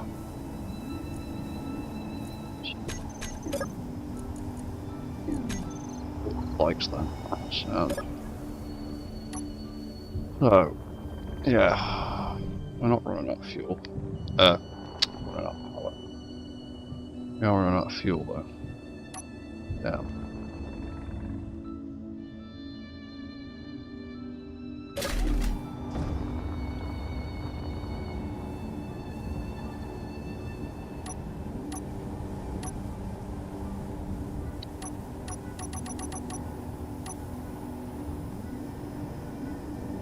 Real quick, I'll try and do this again.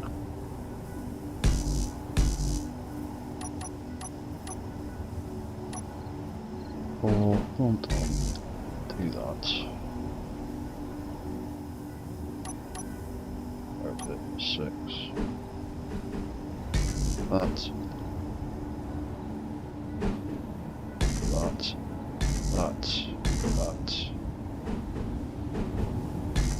That.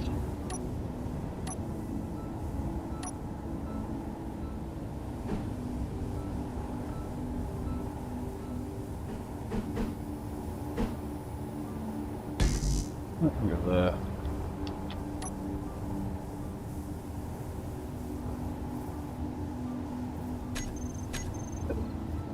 We'll quickly fill that with a bunch of ice again.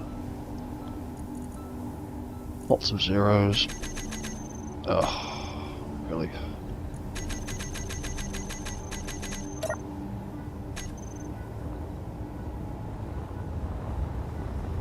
Oh yeah, I need to connect that up again.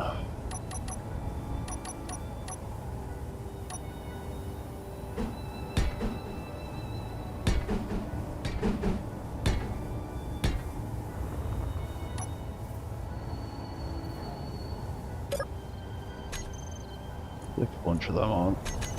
Spawn a load more back into there. Yeah, cool. And that'll be done in a minute or two.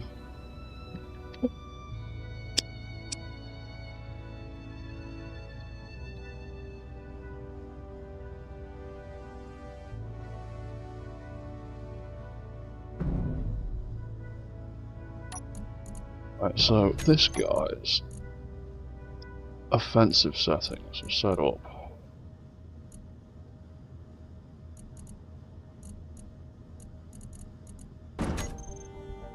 And the movement settings are set up like that. I'll take precision mode off.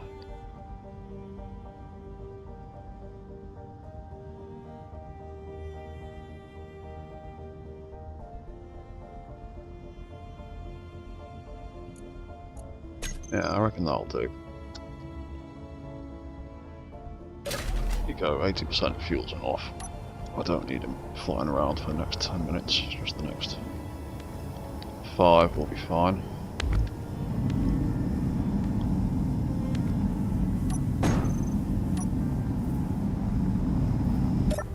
Right, so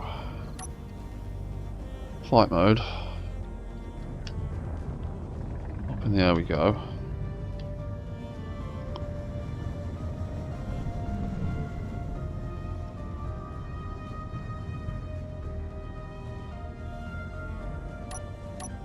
And if I activate all the arms and turrets and things, I'm doing that. Then if I activate the movement block AI and the offensive block AI,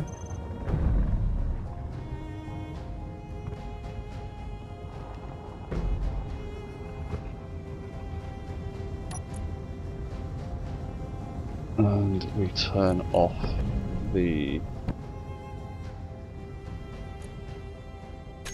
turn rotors, so they're not fighting with us.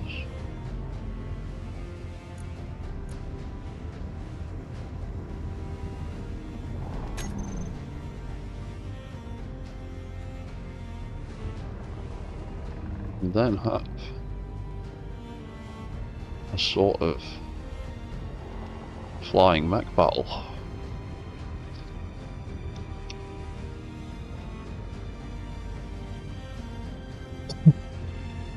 With a higher speed limit, it does longer bursts, so the arms aren't jiggling, the arms and legs aren't jiggling too much, but it's keeping itself afloat, and it's not jiggling super erratically. Ooh, slam! Yeah. That's about to happen. Offensive block, maybe 75 meters, is a little bit too close.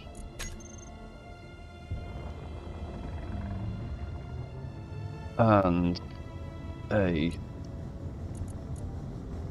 minimum limit of 20 is maybe a bit too, not enough, maybe a bit too much. But that is doing that all by itself now.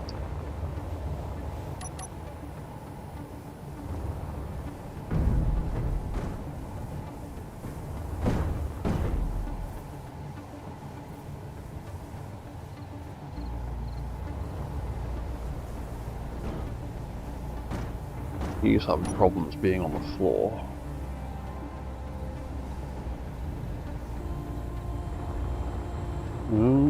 Can he get himself up? Can he get himself up?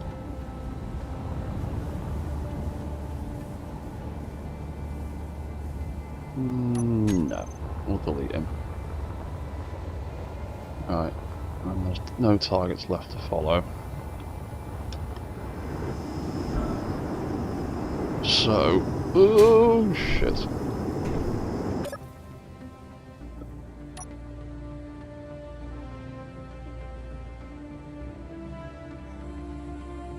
So if we turn... God, what will you do that? Will you follow me? Oh, look at you. Look at you go.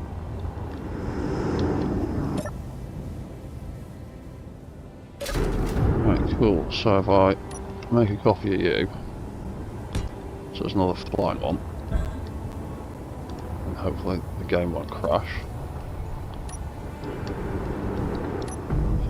Ooh, you're both getting too close. You're both getting far too close.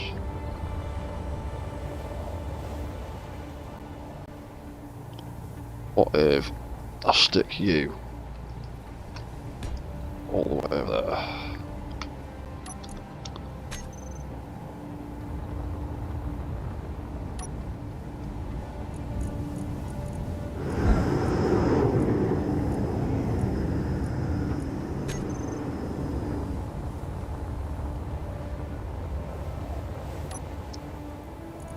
if we make him. Stop doing that signal. Make that one. Make that one all bad guy before he slams into me. Or slams into the other one.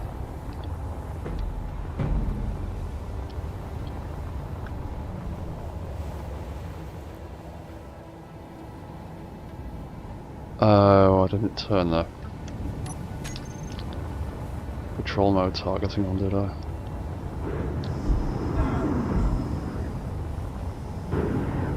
Oh, behave, you're gonna burn through your fucking fuel before I get to do this idea.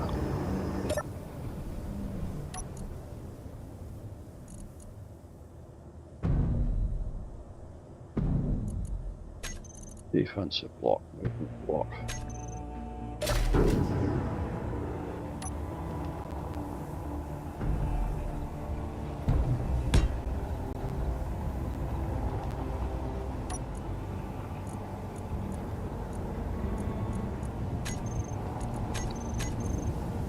And that one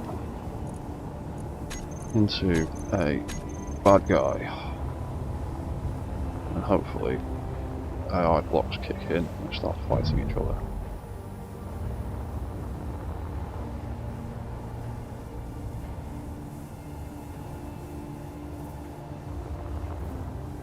Ah, there you go.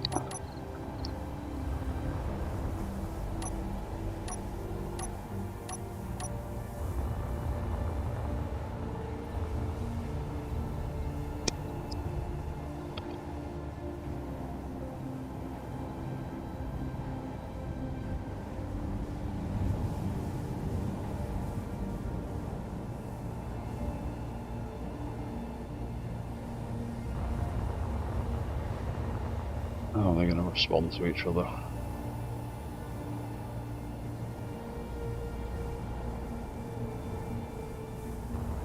You're having issues.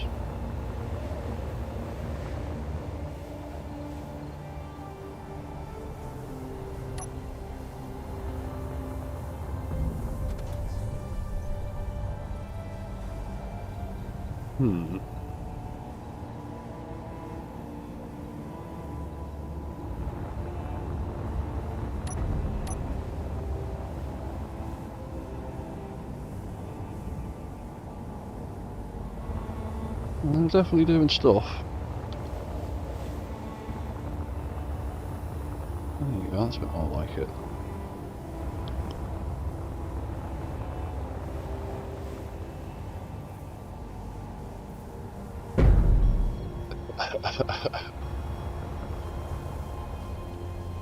Right, well, I'm going to leave that here because that's almost been 4 hours on this stream. That's longer than I wanted to go for. But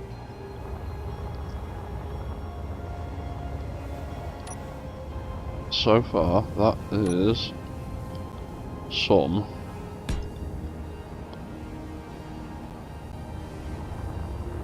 AI-controlled aerial combat kind of basics going on here.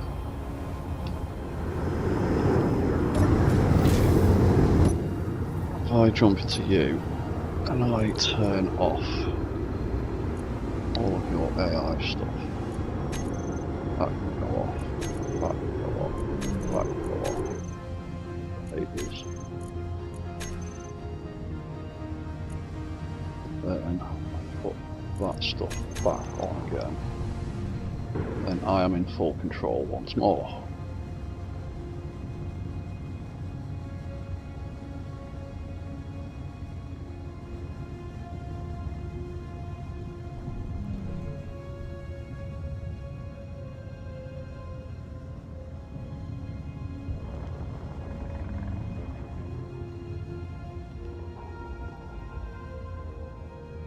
That is making my game lag a bit, but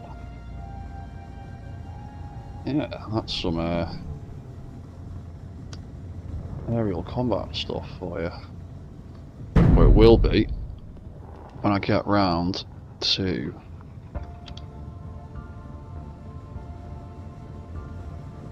yeah, that is really making my sim speed go.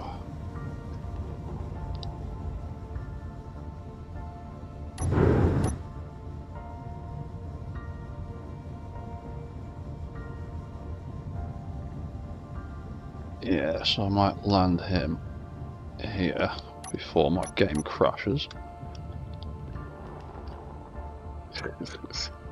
He's doing some weird angles. Drop back down.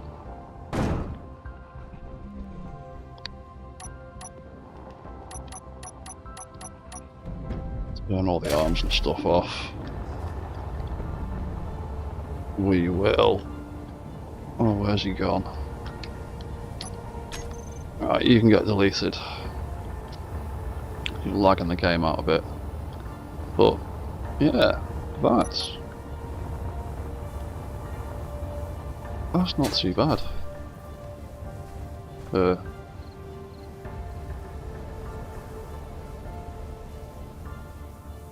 Some AI controlled flight stuff. Once I've tweaked those arms and legs, he's not nearly as erratic as I thought he'd be.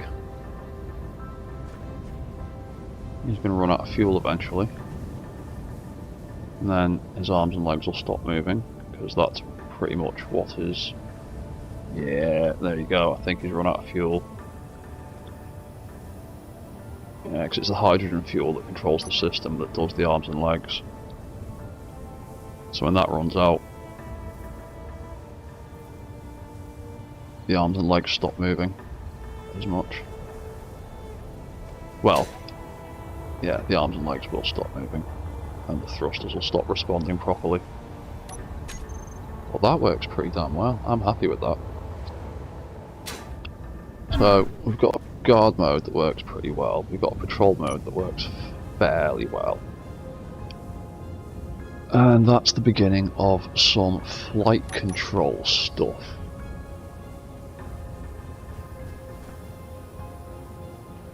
So you could use it as like a great big aerial drone. So, cheers for watching. Cheers for the people that said hello. I will see you all next time, and goodbye for now.